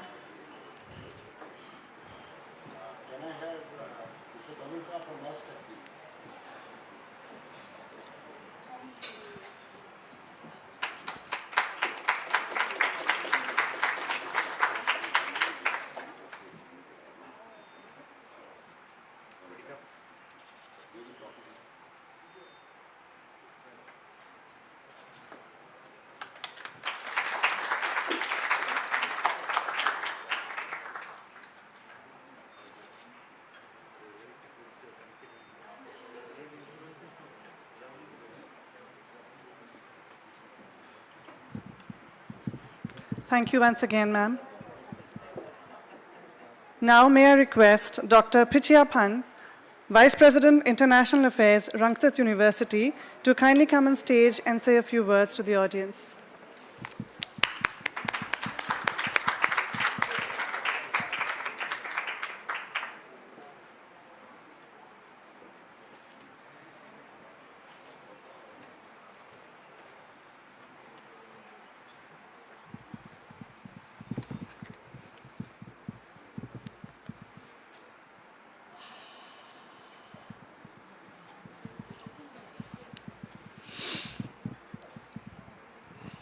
Good morning.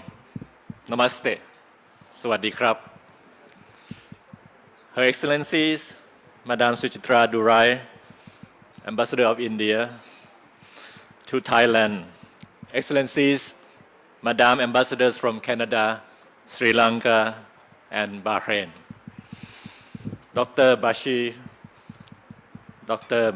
Manisha, Dr. Mano, distinguished guests, ladies and gentlemen, after such a wonderful and powerful speeches of all the distinguished women guests this morning, it makes me difficult to stay on this stage to speak on behalf of men. First of all, I wish to congratulate the organizers for successfully organizing this great event. On behalf of Rangsit University, it is a great pleasure for me to join this Women Power, a global movement, and first face-to-face event today. Congratulations again. Please.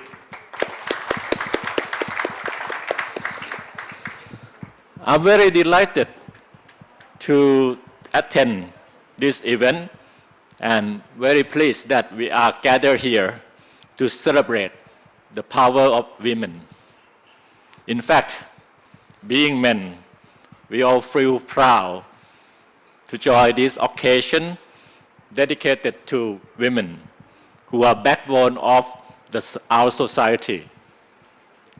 And statistically, more than 50% of world population are women. Even in my home and my office, women are the majority.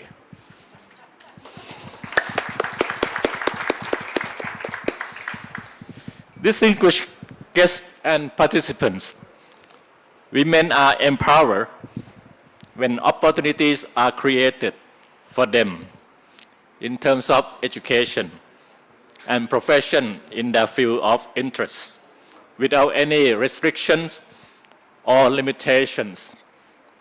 According to the information from the Ministry of Foreign Affairs of Thailand, we have made a lot of progress in promoting women empowerment and gender equality. For instance, in the educational field, Thai women have been given equal opportunities to access education at all levels.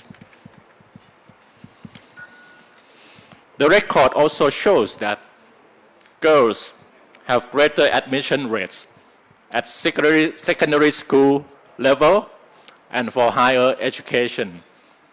Moreover, economic empowerment for women occurs when they are treated as contributors in the same way as men are and paid accordingly without any discrimination. In fact, Thai women have achieved and play a greater role in our economy. For example, the proportion of companies which had at least one female executive stood at 86% in 2020, which shows an increase from 74% in 2017. Having said that, I am much honored to attend this event with all of you. It is a great gathering that Gandhi Institute has co-hosted and will always be a part of, as we want to support the women program and empowerment activities. Since its establishment on 2nd October 2017, Gandhi Institute has conducted a wide range of activities, such as Gandhi Talk Series, Gandhi Peace Dialogue, thematic roundtable conferences, promotion of Yoga via Weekly Bangkok, Yoga Meet, Ganesh Festival, leadership training programs, and structured research and academic programs related to youth and women entrepreneurs. Last but not least, I wish to take this opportunity to congratulate the peoples of Thailand and India, as this year marks the 75th anniversary of diplomatic relations between our two countries.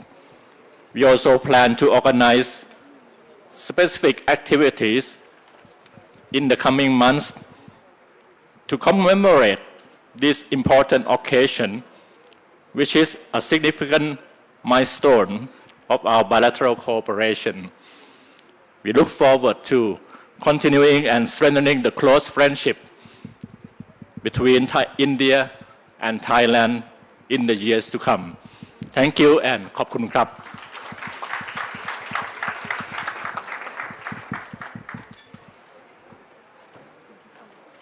Can I have a representative of D-Money here? D-Money. D-Money here. Please be on the stage. D-Money, one of the sponsors for the please.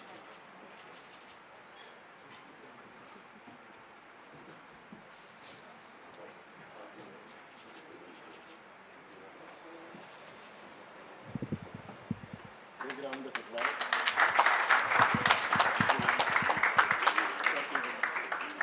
I would like to add that Dr.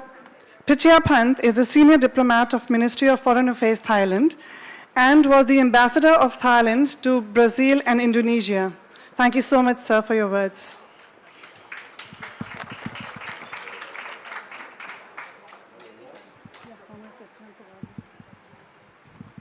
Now we are going to give award of excellence. Every woman is excellent, but we have to give award to a few who've pushed their limits and who have achieved what they have achieved. I would request our chief guest, Ambassador Suchitra Durai ji, to come on the stage and do the honors. I would also like the presence of Mr. D.K. Bakshi, the founder of this movement, to come on the stage, and Dr. Mano, our partner, Gandhi Institute, would please come and do the honors.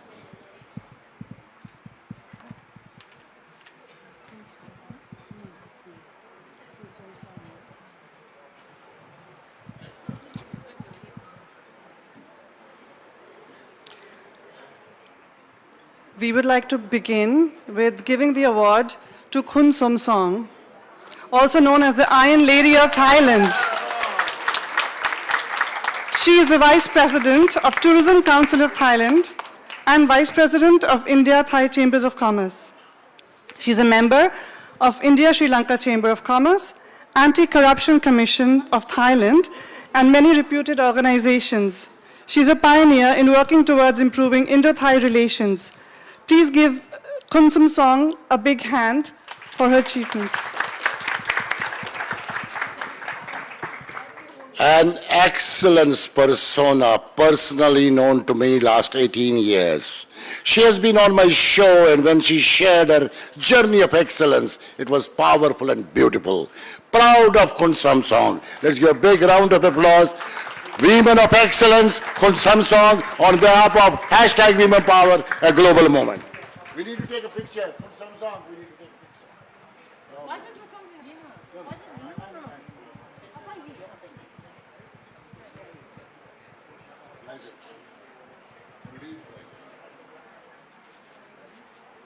This program is being watched in 23 countries by my chapter heads right now. It's going viral. Everybody is watching on the Facebook Live. Thank you very much. Our next winner of the award needs no introduction. Dr. Rani was the first Indian lady doctor in Thailand. She has worked for many years with both government and private hospitals. She has worked with the Department of Public Welfare and created a foundation to raise funds for the underprivileged patients. She has continuously worked for the underprivileged by providing wheelchairs, setting up cataract camps, and providing medical aids to children in remote areas. For 14 years, Dr. Rani has served as the president of Indian Women's Club, along with, doing commendable work for the society. She has relentlessly worked with the Department of Public Health on the iodine project and building water tanks to solve the water crisis in villages. She has been given many awards, and this award is another addition to her growing collection. Please put your hands together as she receives the award. Dr. Rani and another great women of excellence. And beyond this, I would like to share, She is part of my long arm, which is now Jyoti Foundation of Dr. Kiran Bedi, supports this foundation out of A, travels to India to be with those children, those who need us. A big round of applause for Dr. Rani and supporting and building it up. Thank you very much.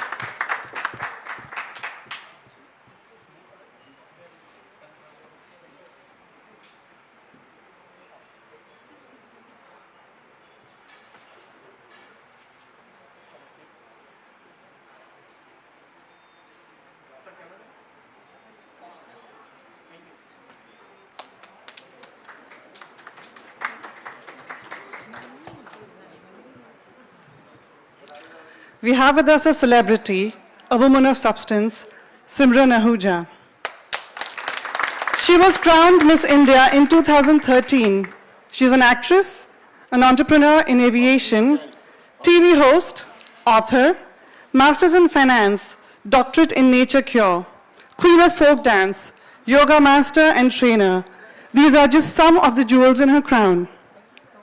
May I please request Simran Ahuja to come on stage and receive the award. Ladies and gentlemen, let's applaud for this young and energetic lady for all her talents. Miss India, Simran Ahuja. She has been on my show twice. Once she was on the show and she was carried around with the producer and director on a shooting. Then I said, you need to come back again on the show. Twice on my show, Simran Ahuja, the real buddy, the film star, and Miss India.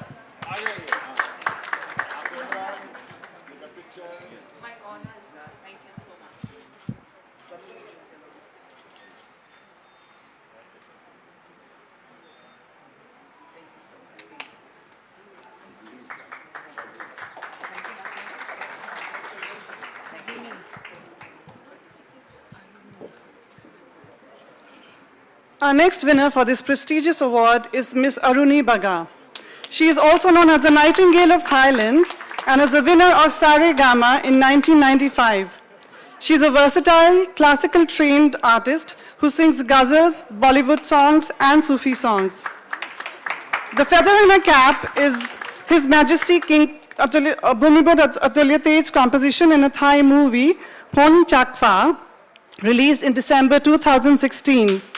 In late 2019, she was a leading actress and singer for the short musical film Khek Pai Kraima, which depicts the lives of Indian diaspora in Thailand. Let's welcome Miss Aruni Baga. Aruni Baga has been on the show of hashtag Women Power Global Movement. Very powerful show, again, Journey of Excellence. And I wish to share here. Can you put that song on? She has been given an opportunity to sing song for Women Power Global Movement. Can we have the quick song of Aruni Baga and see the power of the world?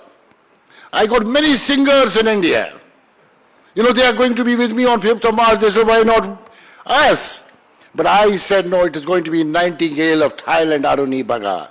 And see what she has sung. Let's listen to this song quickly. Can you put the song on? Quick. Or you can do it yourself. Yeah, please. Thank you so much, Bakshiji, and it's really a great honor to be here. And thank you for this wonderful opportunity to let me sing the song Women Power. And here's a few lines for you. So we're here to celebrate women power. Thinking of a future with success and reality. This is where women stand with power and equality. Thinking of a future with success and reality. This is where women stand with power and equality. To be a woman, pride is real as they spread love and care. In them you see a mother for all and everywhere. Thinking of a future with success and reality. This is where women stand with power and equality. Thank you so much. These lyrics are created by Team Global Talent with all the women power chapter heads of the world. And when we were building this song, we really got emotional, because when you go to the song full, you will see the lot of emotions we have talked about. This song will be finally launched on 5th of March 2022, when we are going to be celebrating similar event in India, and it will go viral. Thank you very much, Aruni, for your contribution and making it very, very powerful. I respect you for this. Thank you once again, sir. Thank you. You're proud.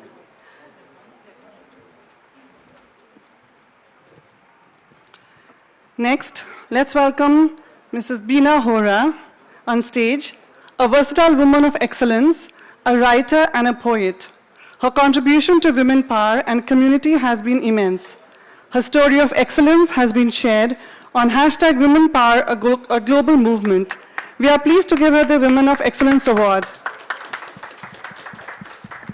Beena ji association with me has been more than 20 years, a very powerful writer, poet, teacher, and here is Women of Excellence Award. She was part of the show Women Power, hashtag Women Power.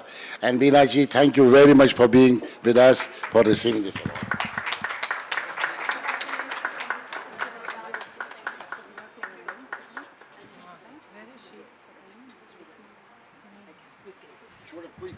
No, there's nothing much. I just want to thank everyone, especially Dr. Bakshi, for having me, for felicitating me. And a big salute to my country, India, country of my birth, and Thailand, where I have been residing for the past 4 decades. And I'm proud that I migrated to this nation, and I'm a part of amazing Thailand. And one line I like to sing for Dr. Bakshi, because he's heading he's brought this movement to this world, so वो अकेले थक जाएंगे, इसलिए हम सबको उनके साथ मिलके कुछ करना है. तो 2 लाइनें. साथी हाथ बढ़ाना, साथी हाथ बढ़ाना, एक अकेला थक जाएगा, मिलकर कदम बढ़ाना, साथी हाथ बढ़ाना, साथी हाथ बढ़ाना, साथी रे, साथी हाथ बढ़ाना, साथी रे. Thank you very much. For those, I would like to translate. Hey friends, join the hand and let's move forward and let's make a beautiful life out of us. Especially for those who are not able to understand Hindi. Thank you very much, Beena ji. And the last award goes to a lady who has been a very important part of a lot of us living in Bangkok. And this award I would like to announce. She's a very important part of my journey in Thailand. Her name is Didi Devi Mala. She runs a children's home. She came to Thailand as a young girl to help Burma, to help the farmers in Burma. She could not go there to help. She stayed back in Thailand on the borders of Sangkhlaburi. When she stayed there, there were floods and a small baby was given to her. She couldn't accept. She was a young girl. She didn't know how to look after the baby, and the baby passed away because the villagers couldn't take care. Since then, Didi said she will never refuse any woman, and today Banunrak is a home to 126 children. 19 years I've watched her closely. It's so difficult to bring up 1 or 2 children, and she has 126 children. What a powerful woman. For me, she is goddess, because this is the only goddess I have seen personally. The goddess I've seen, just the power in an abstract form, and here I see her personally. It has been beautiful working with her. And I would also like to say that the children are really children of God, even if their parents abandoned them, because Didi has taught them meditation, yoga. These are children who don't have any mental health issues. Didi solves them with meditation. And they are pure vegetarians. When I went there, they meditate 2 times a day, 3 times a day. She is full of so many problems, and once I asked her that, Didi, we have 2 children or 3 children and we are so tired. How do you manage? She says, no, I salute to all of you. You have attachments For me, I just surrender. She never prays, she meditates. And there is so much of learning that we've all had. Everyone, or most of the Indians I have known here, my friends have supported her journey and she has supported us. And someday, if you are ready, her children can come and show you what the kind of yoga they do, the kind of chanting they do, everything she surrenders to her guru. And she told me once that my children have never been hungry. Tomorrow, I know there is going to be no rice, but somehow the rice has been arranged. That is her power of positivity, true power of positivity and spirituality. So this award of excellence is something she deserves. And please give her a big, big round of applause. On behalf of Hashtag Women Power Global Movement, this is a cash for the children. Thai baht 20,000 in Narula. Please give it to Your Excellency along with this. This is 20,000 baht for the organization on behalf of Hashtag Women Power. That is the beauty of this Hashtag Women Power. We'd like to support wherever we are. Thank you very much. Also, I would like to take this opportunity. Anyone would want to get in touch with Didi. I'm a volunteer with this organization past 19 years. Please get in touch.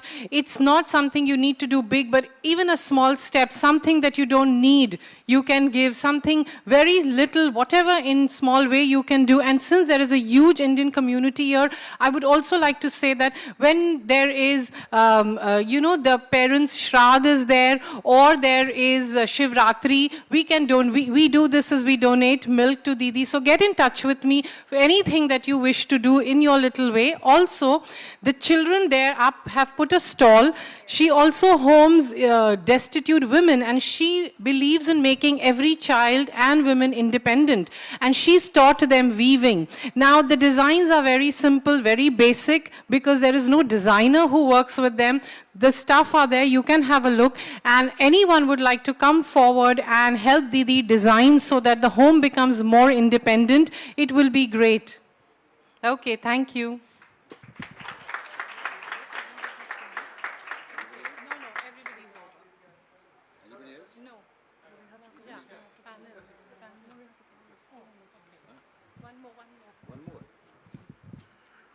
In the presence of Her Excellency,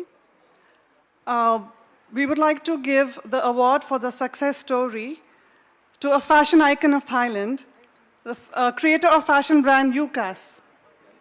She's a receiver of many prestigious awards and has made her name internationally.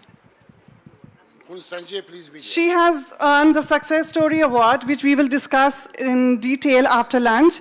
Please welcome Khun Pirumakon Vorasattapon to receive the award from Her Excellency. We will speak to her more after lunch.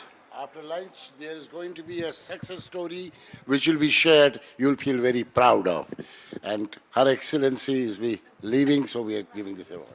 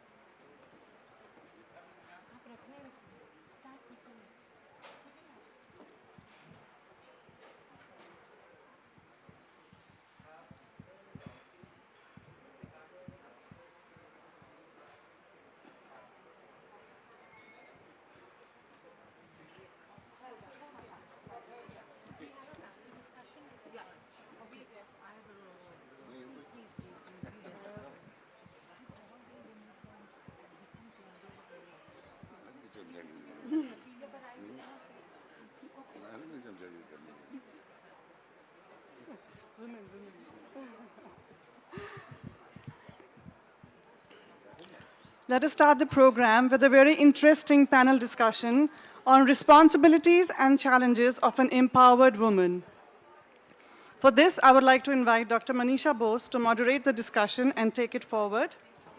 Dr. Manisha is a lecturer at Assumption University and a facilitator of women leadership programs and cross-cultural communication. She has conducted many corporate training programs globally. She is a chapter head of Thailand, #Women Global Power, a global movement. Dr. Manisha, may I please request to start the discussions?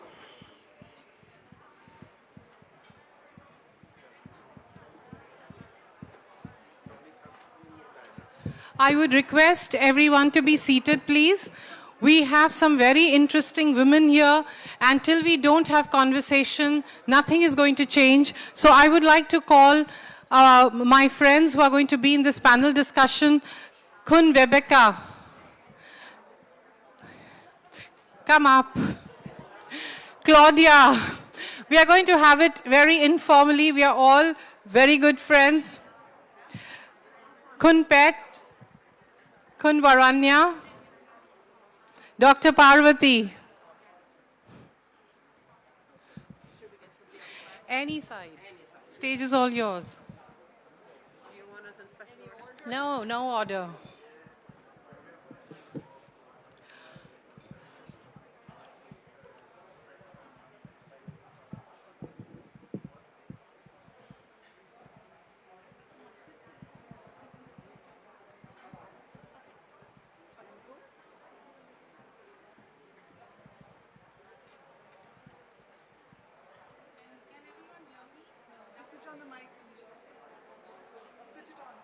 Can everyone hear me? All the gentlemen who are standing at the door, can you please be seated? All the gentlemen, Tripti, can you ask everyone to be seated? Till you don't listen to the voices of women, what's the point? Okay. Now, I am Dr. Manisha. You've been hearing me. I'm a lecturer at Assumption University. I do a lot of leadership, women leadership programs, and I truly believe that we don't need empowerment. We are already powerful. We just need to discover our power.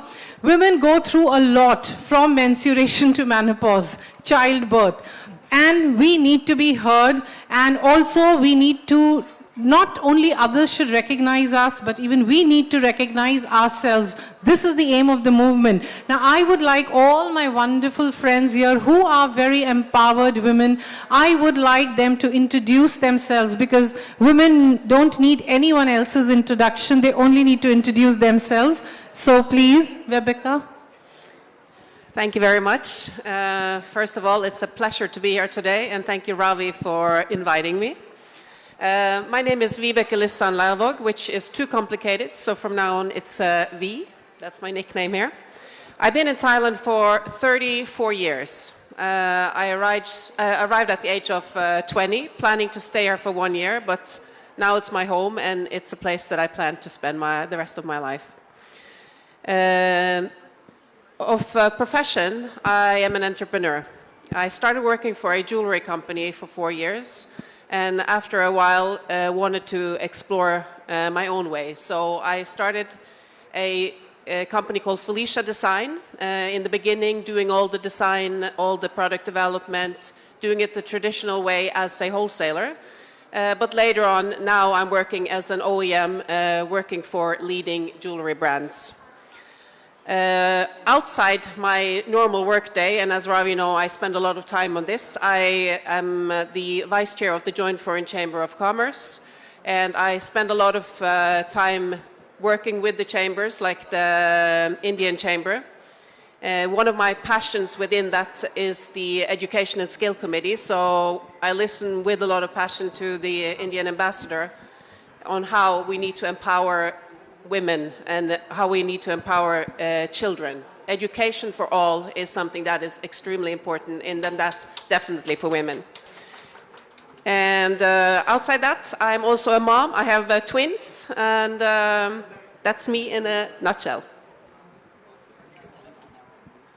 Okay, lovely. What a lovely introduction. And that's like you do quite a lot of things. Now, Varanya, to you. Hi everyone, my name is Varanya. So right now I'm the second generation running a factory manufacturing the electrical control panels, working with many German companies. And right now I'm also the acting president of German Thai Chamber of Commerce. I'm very happy to be here. Thank you, Mr. Ravi, for inviting me as a panelist, and thank you, Dr. Manisha, for arranging this. I'm so driven by so many inspired people speaking on the stage today. Thank you very much, and I'm happy to be here. Thank you. Lovely, lovely, Varanya. We're also very happy to have you here. Claudia? Hi, everyone. Hi, Manisha. Thank you so much for inviting us. I mean, it's a pleasure to be here. My name is Claudia Lippert. I am the Executive Director of the Brazil Thai Chamber of Commerce. I have been in Thailand since 2018, but in Asia since 2016. But I've been away from Brazil, my home country, for almost 20 years.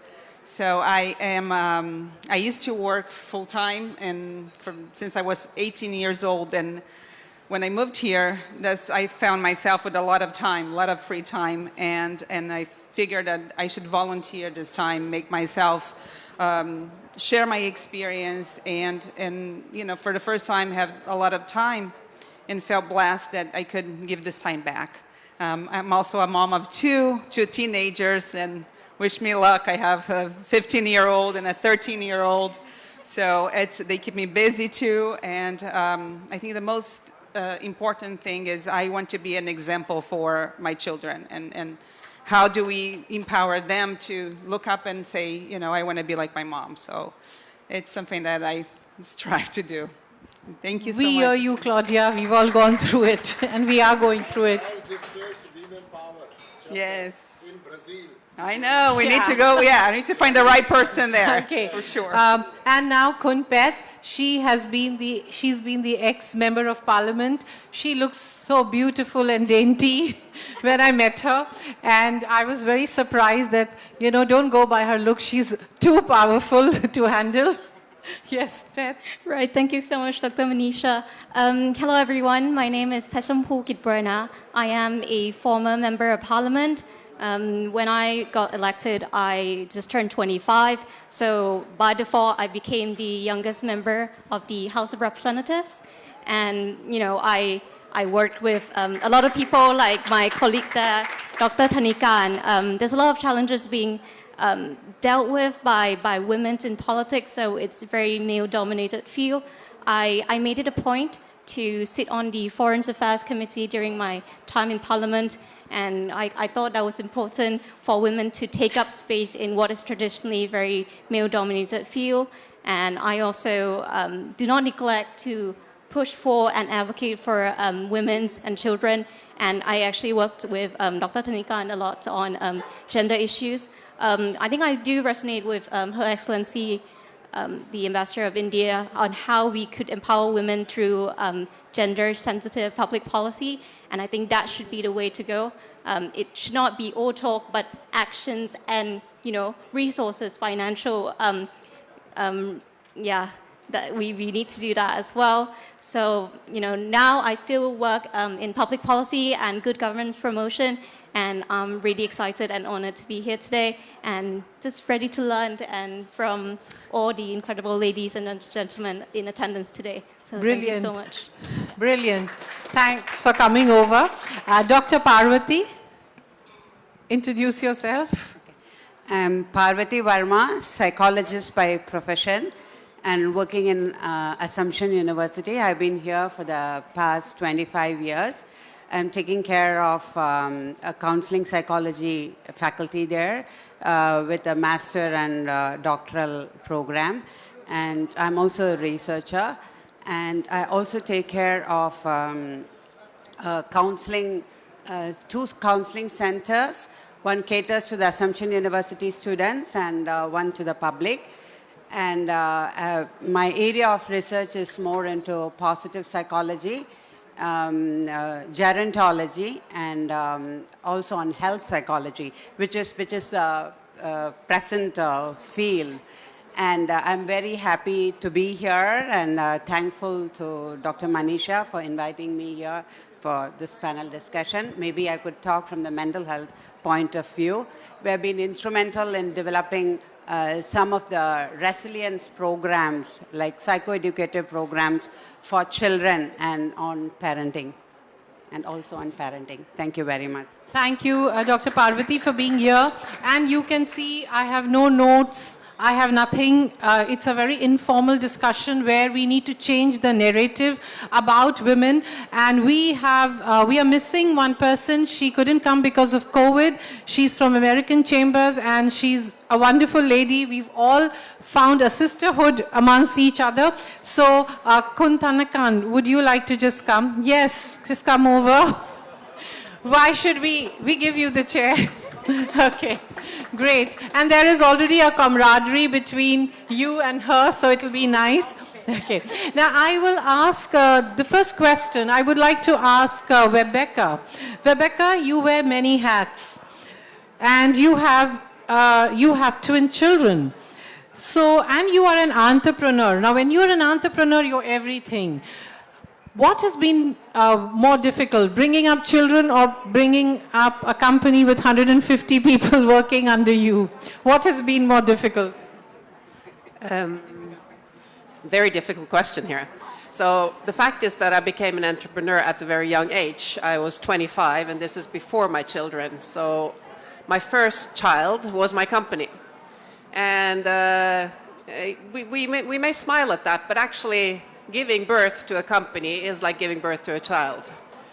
You go through the same pain points. You go through trying to teach your staff the right ways. You're going through building it. So it's going from a baby to a teenager. And right now, I feel I have an adult woman that I'm working with.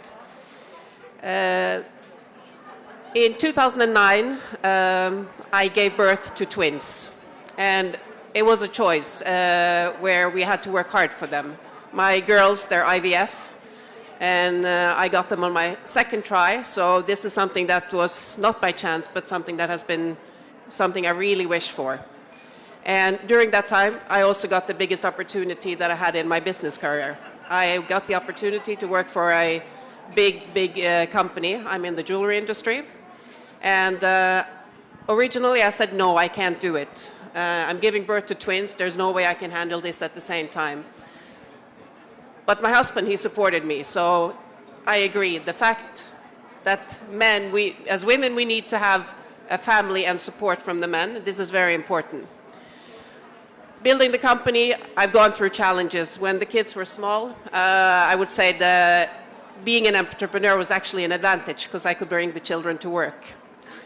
When they grew a little bit older, it was harder because you have to handle school, you have to handle the home life, you have to handle children who need their mom, and you have to handle a company that needs you. So it's been very tough at times, but again, I've always been lucky to have family and especially my husband around me.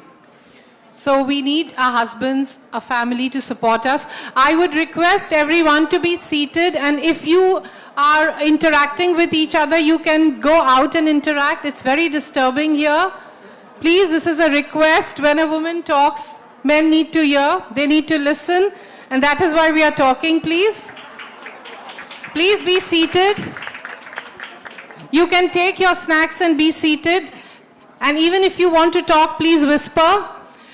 So, Claudia, I would ask you another question. Since she's been a working mom, we all are working moms, few of us are working moms. You have been working all along, but it's only in Thailand you are not working, yet you're busy because you're a volunteer. Has that changed the perspective of children and husband? Because there are a lot of jobs that are thankless, especially when their income is not coming. They don't think this is work. And do you see a change in your children with that perspective? Well, especially now, I see that they are more judgmental. They're teenagers. That's what they're supposed to do. So they're, oh, but yeah. So when they are at school, I'm working with as a volunteer for the Chamber of Commerce. So we're a small chamber. We need all hands we can have. So I feel myself busy all the time, but the children don't see me. They see me in my sweatpants when I'm cooking dinner, when they come home and they want to know what's for dinner, and, like I could have some help here, but, we try to, tell the kids that, I am working, you're just not seeing. So we're trying to show them that it's important to have a passion. You need to find something to give back. I think we are all very privileged to be able to be in a different country, to learn about a different culture. And so they need to see this. So I'm giving my time to my country, to our Chamber of Commerce. We want to improve, increase trade. So they don't see anything of this. So when they come, and especially other women, not only our children, but in our community. I mean, our children go to international schools, and when the working women, they see, and sometimes they don't even want to talk to you if you don't work. Really? Yes. So I mean, it's sort of like there is this sort of you're staying at home and then so women also discriminate, they also marginalize, and Rebecca and I and Heidi, who's missing here, were talking that she has a role reversal. Her husband is a stay-home husband and she works. So she does face this problem that she's not able to have any social network because her husband is left out. So when there are play dates, when there are social events, they are not inviting. So sometimes we as women are also so discriminating against men. Yes. And Rebecca, you get more invitations, and you get more invitations than your husband because the hats you wear. So does your husband ever feel left out? I would say most of the time he feels left out. It's actually quite difficult for him to join the events that I go to because we are invited, and I carry the role most of the time through the chamber. And when he arrives, then it's also your Vibeka's husband. He doesn't have a name, he feels. He feels he's always in the background. So I think it must be hard to be number two. If you're a woman or a man, it's always hard to be number two. But I think what he's facing as the biggest problem is that it's not so many men that are number two, or like in the background, number two is the wrong word.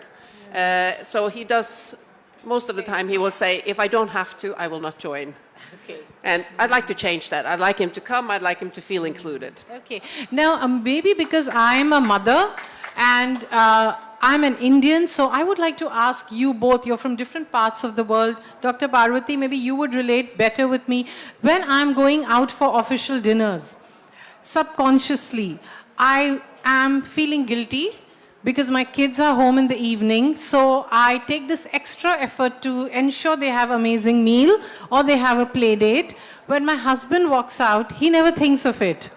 It doesn't even occur to him. But as a mother, and so I feel, what is it? Am I not empowered enough about my own self? This is a guilt my husband or my family doesn't put upon me. I put it upon myself.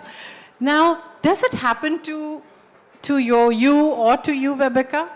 Or is it only this Indian conditionality that I'm living in and many Indians would say they are living in? I'm married to an Italian and he cooks. So, no, the meal is not the problem, but every time I go out, I feel guilty. I feel guilty that I'm not there for my children. I feel guilty that I'm out too often, that I don't spend enough time with them. So now I'm lucky that they're turning 13 in a few weeks, and I can talk to them like my friends. So I actually share my concern with them. How nice I feel when somebody's feeling guilty on this issue. So first time I'm feeling very nice about it.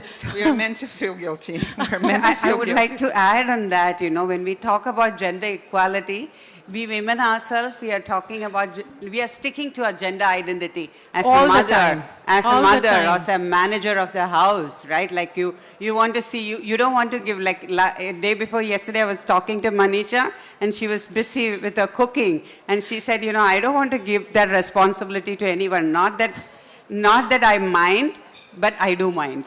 Yeah. Right? Like you don't want to No, give away because that. it'll be a disaster. I already know it. So No, like it's that we don't want to, we always want to stick to that gender identity, and because of that, you experience a lot of mental fatigue or emotional exhaustion, like putting everything together, like True. jungling between. Yeah, so we do it a lot to our own self as well. Now, coming out of household, we have 2 women here who will suffer all this guilt and suffering later.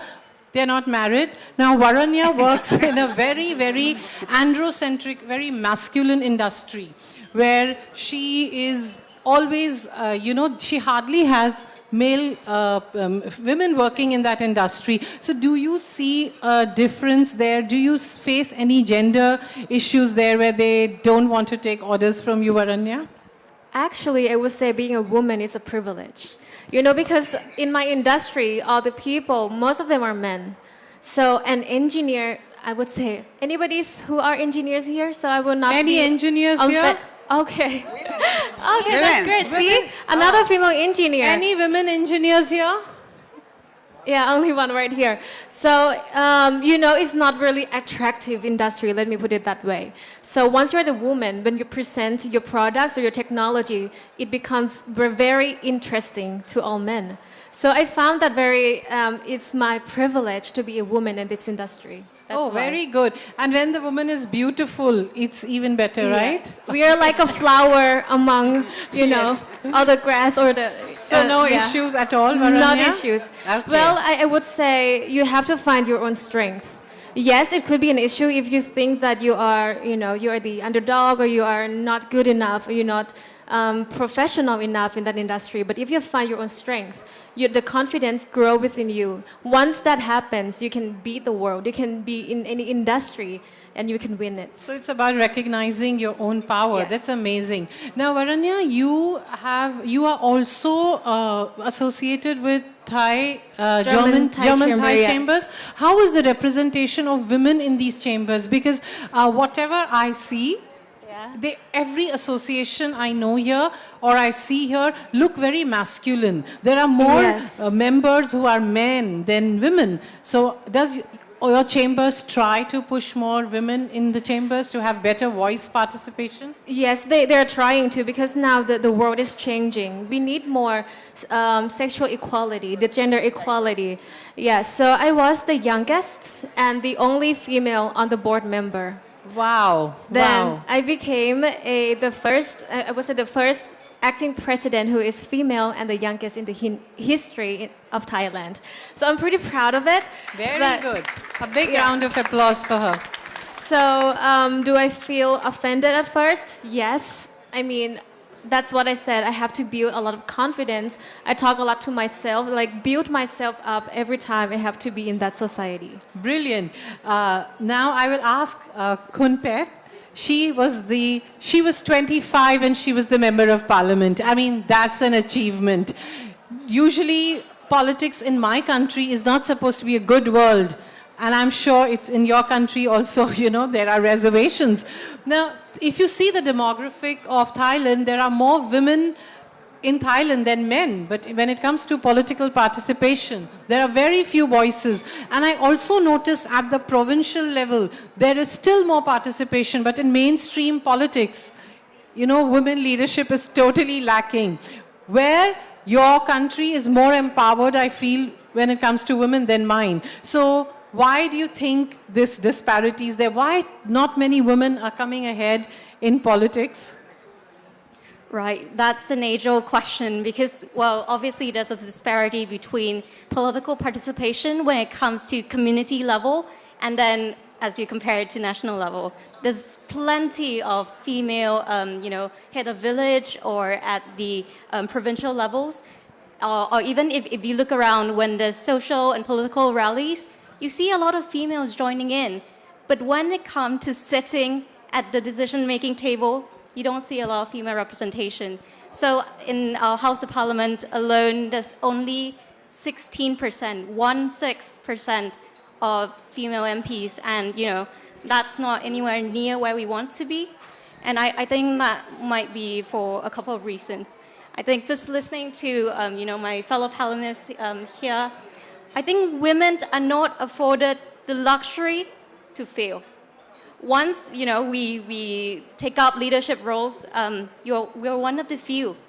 Not one is that some may look up to us, and we need to work doubly hard to make sure that we perform well, so that women who come after us will be able to step on our shoulder. And I think that's such an important So point. here we are so privileged to have two women who are in politics, who are young, who are dynamic. I would ask you the same question, that why do you think women participation is less? It's only 16%, and at the provincial level, at the village level, women are a little more empowered, but when it comes to national mainstream politics, they are not. So what do you think could be the reason? It's many factors. For my opinion, you have women have the household unpaid care work, right? And we also have something that, more sensitive something. Sometimes, as you said, that you may feel guilty if you have to leave your children at home and then you go for fighting for something for the country. If, for example, if you fight for the human trafficking, you may kill one day, And some drugs or, many issues in politics, you need to trade off between your family, your community, and then you need to go to the, in the front line, and then maybe you get killed easier, and you may feel guilt and shame someday, and maybe less support from your family, from your society, and that is hard for the women to join, the above level. It's not, in politics, it's not like the industry, any other industry. Maybe in Thailand, we have the ranking system. Okay. For me, I was born in, the under, not rich and not poor family. So you can say that I was born as a next CEO. So what made you break those barriers? What made you break the glass ceiling and you decided? How did your family react to you getting into politics? They not support me. They all support you. They ask me, what is my problem? Why are you need to go to the politics? Our family has the money to raise you for the rest of your life. Why you go to the politics? And maybe it can affect to our business, Okay. But I tell my mom that I told them that I did a lot for myself, and I did a lot for my family, and I did a lot for my friends. Now I want to do something for my country. Brilliant. And also I want to represent for the women. Brilliant. So we are so proud we of have you all. only 16 parliamentarians for women, but I can tell you we can do something. My achievement is the first time of the century that I set up the, GRB, Gender Responsive Budgeting. It's about the Budgeting Act, and we have the gender lines. It is the first time in Thailand that we have the committee. And I am the one who set up this committee. Wow. And another one, Brilliant. I want you to know that as women in the parliament have, just little voice, but we do pass the law. Last year, we passed the law about the abortion. It is the first time in Thailand Yes. that we can make the abortion in Thailand legally in some certain weeks, Brilliant. Yeah. Because Thailand has a big increase in teenage pregnancy, which was a concern. Yes. And with this abortion brings being it- legalized, it makes a lot of sense to control a lot of problems related to it. Brilliant. I would like now the last question I would like to ask Dr. Parvati. As women from their menstruation to menopause are always dealing with lot of emotional issues, mental issues. Dr. Parvati, I would like to ask you, we've just had COVID and we've still not got out of COVID. What are the issues you've been handling when it comes to women these times? What are the mental health issues one needs to attend to? Okay, if you ask me about the women-centric issues. There are plenty which has already been addressed, like domestic violence, inequality, or not enough pay, like, you know, the pay differences, and a lot, but if you try to see, like, I mean, what is women power or women empowerment, right? So this has been there, like, I think our Excellency has already mentioned about, like, how the system need to be changed, or how the social adaptational system need to be changed to incorporate that. We have everything. We have everything. We have the law in place, or what is Gender Discrimination Act in place, and everything is there. But still, if you ask anybody, like, you know, who is very successful, very successful in their business, moving up in their career ladder, but if you ask them personally, are they really happy? Has anyone really focused, stopped, and thought about their mental health? Right? So I feel it is very important to focus on the mental health of women, and they need to be aware of, like all of us, we need to be aware of our own mental health when we are going up in the ladder, doing several roles, multiple tasks, like, you know, work at home, work at, home and the home front and an office, and taking so many things in your brain.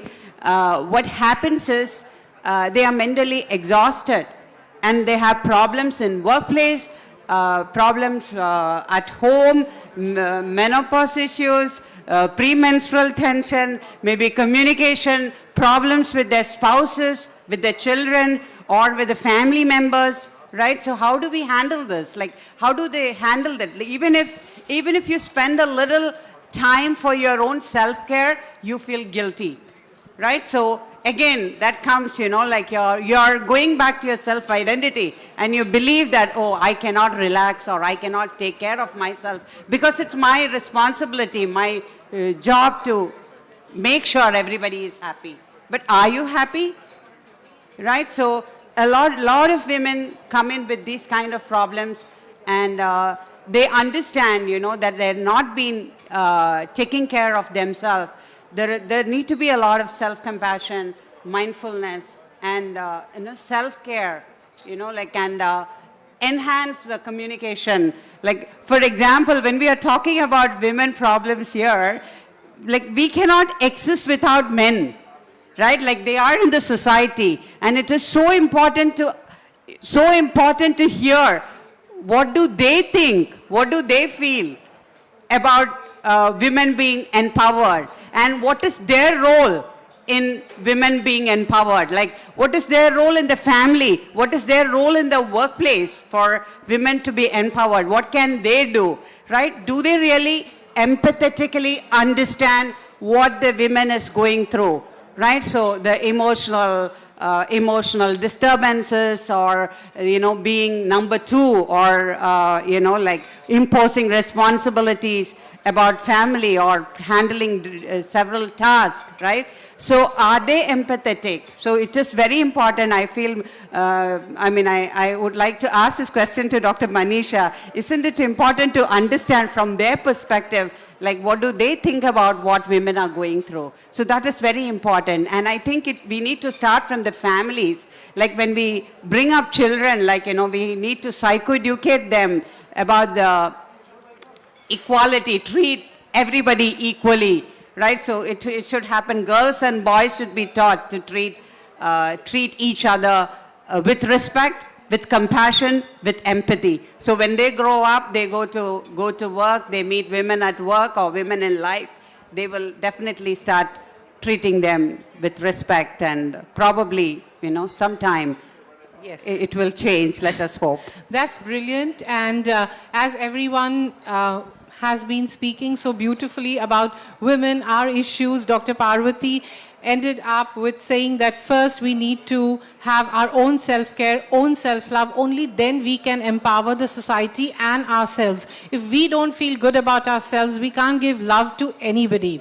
And also, while men need to understand us, you know, even men or our designation or our education, nothing can be a barrier to our power. These are very worldly things. What is within us is deep within us, and we need to recognize that. Now, before ending, I would like to mention, I cannot end this program without mentioning about what's happening to women in Afghanistan. Our chapter head, I've been in touch with her. Her name is Farouk, and she's told me some amazingly, you know, such scary stories of what happened to women in Afghanistan. Now, we women have always felt marginalized. But if we don't do something for more marginalized in the society, there is no point of any empowerment program. So I also urge all the ladies here, all the men here, that if you have something in your mind that you want to do for the society, or even for your own financial empowerment, do get in touch with us. Now, financial empowerment, as Claudia said, was mentioning that she doesn't work now. Now, financial empowerment is not important, but it does enhances a woman.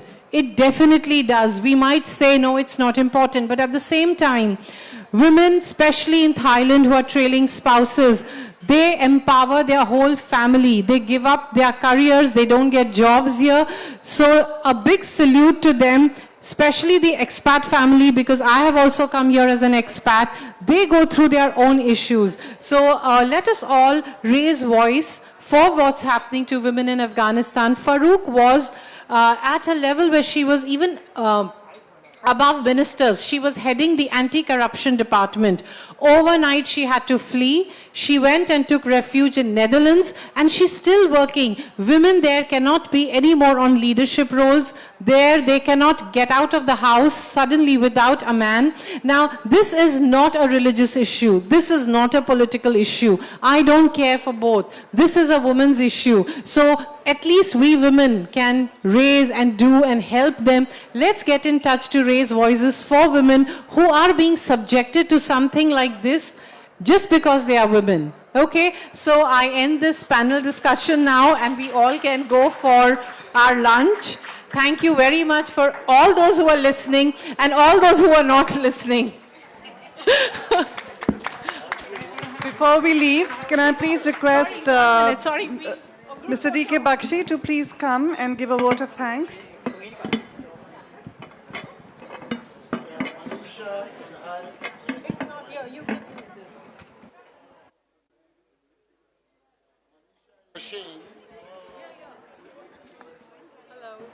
None of them are. Hello. Yeah.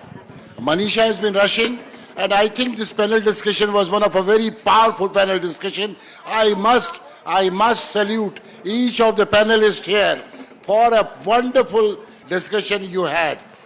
Women power and empowerment is not only between husband and wife, it is everywhere in the corporate world, it is everywhere on the road, it is everywhere in the community, it is everywhere in the global world.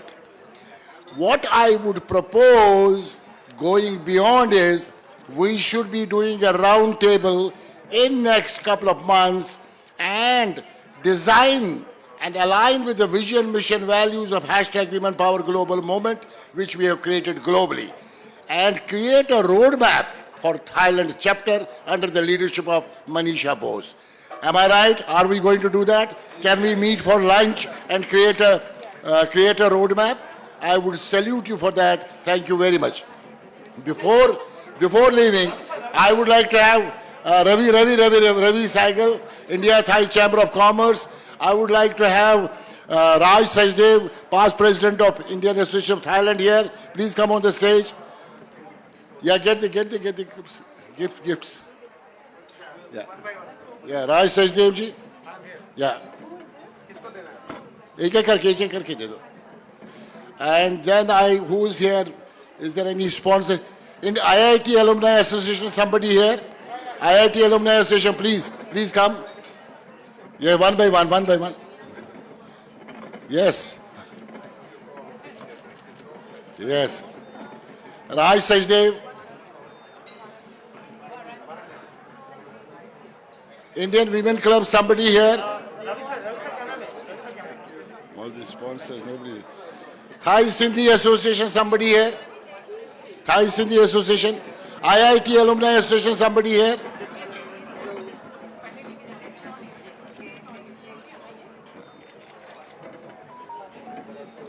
और कोई नहीं नजर नहीं SRF, somebody here? SRF? Okay.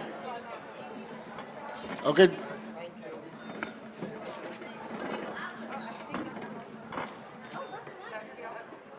Okay, so that is hers. Okay, you can. Indian Association of Thailand, Indian Women Club, somebody here? Danukaji, you can come one more. Is there anybody here? Chaz Insurance, Mr. Pool. Kun Pool Nakab. Chaz Insurance, Kun Pool. Where is Kun Pool? Kun Pool, please come. One by Kun Pool. Chaz Insurance. Chaz. Hey, Chaz, please come. Yeah. Okay, Chaz. Yeah, one more.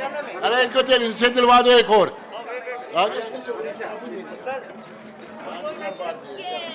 Yeah, I will come. एक और है ना इनकी problem.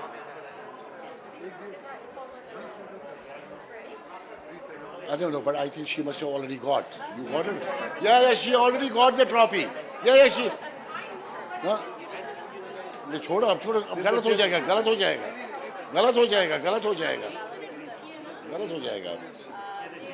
So sorry because I last minute I asked you to join and Yeah, okay. She has a trophy. I'm just giving her a section. Okay. Yes. इसी trophy है ना ये already. You can hold this. Now let's take a picture. Let's say I can come in the center. No one gave me the trophy, though it was kept there, so I award this to myself. I don't need anyone to give me the trophy. I award it myself. I did not know that you also have a trophy. Oh, there is a trophy for Manisha also. No, this I need to give. That's good. No, this I need to give. Very good. Let's give a big round of applause for that lady who really made it possible. Oh my God. Sir, please. Let's have okay. Everyone look at the camera. Yes. Okay. First round. Yes. Name it 10 them this. Okay. Yes.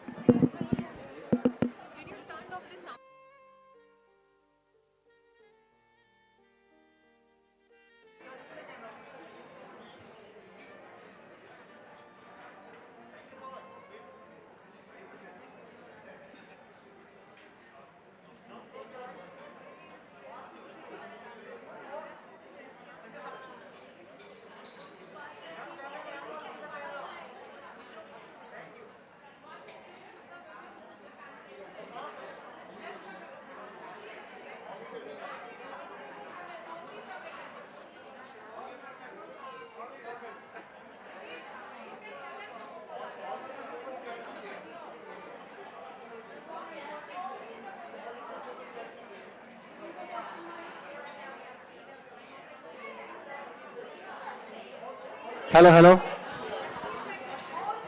Doing. We have opened the lunch, so please please serve yourselves.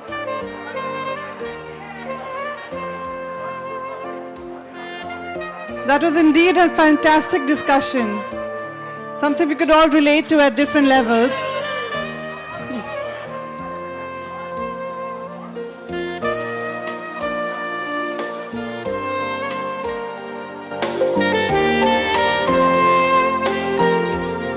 To women power. Yay! Fantastic. May I please remind you there'll be lucky draw prizes after the lunch, so please come back. We will also have success stories and young awards, young promising awards. Hello, yes.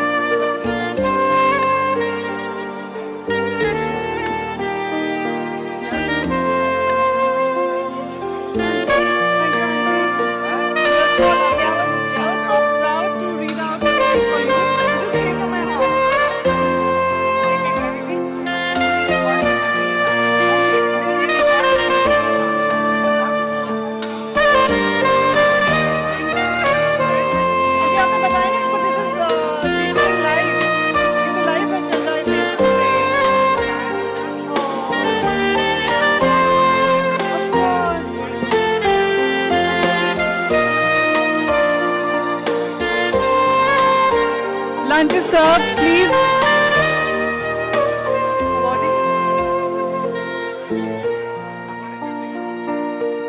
Awardees can take pictures if you like on the stage. Aruni and Kun Somsong, Dr. Rani, or Auntie, please.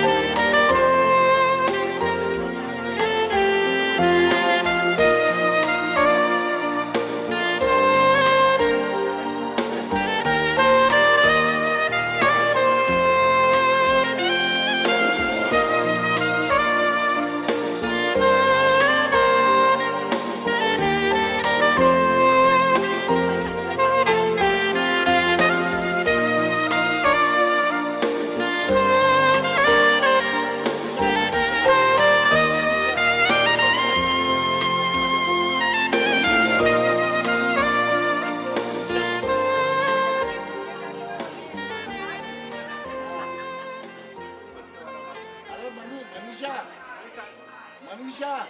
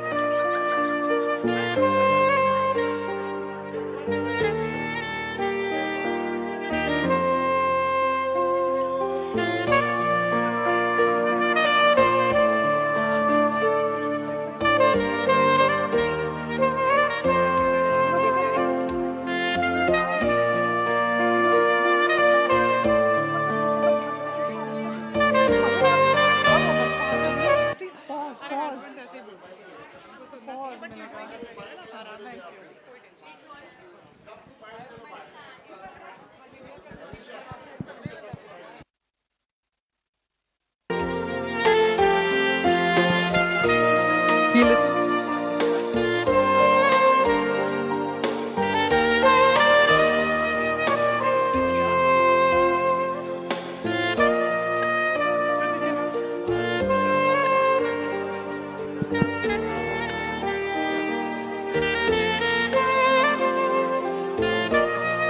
Ladies and gentlemen, please enjoy the lunch. I just want to tell you what's going to happen after lunch at 2 o'clock. We are having a presentation of success story. The great designer Kunukas will be here to share her experience, journey. Then we will go for the Young Promising Women Award. For the young women, 3 of them will get the award today. We also would like to, they will also share their success story along with you. Now, after that, the most exciting part is the dance performances we have in the afternoon, around 3 o'clock.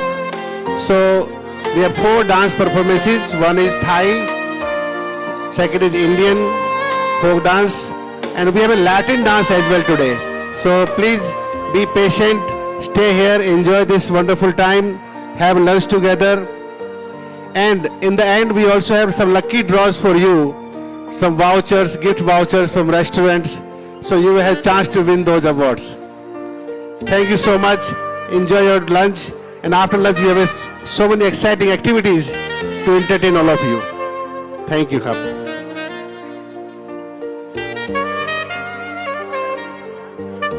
2 o'clock. 2 o'clock, we'll all assemble here again after lunch, and we proceed for the next program after that. Thank you so much.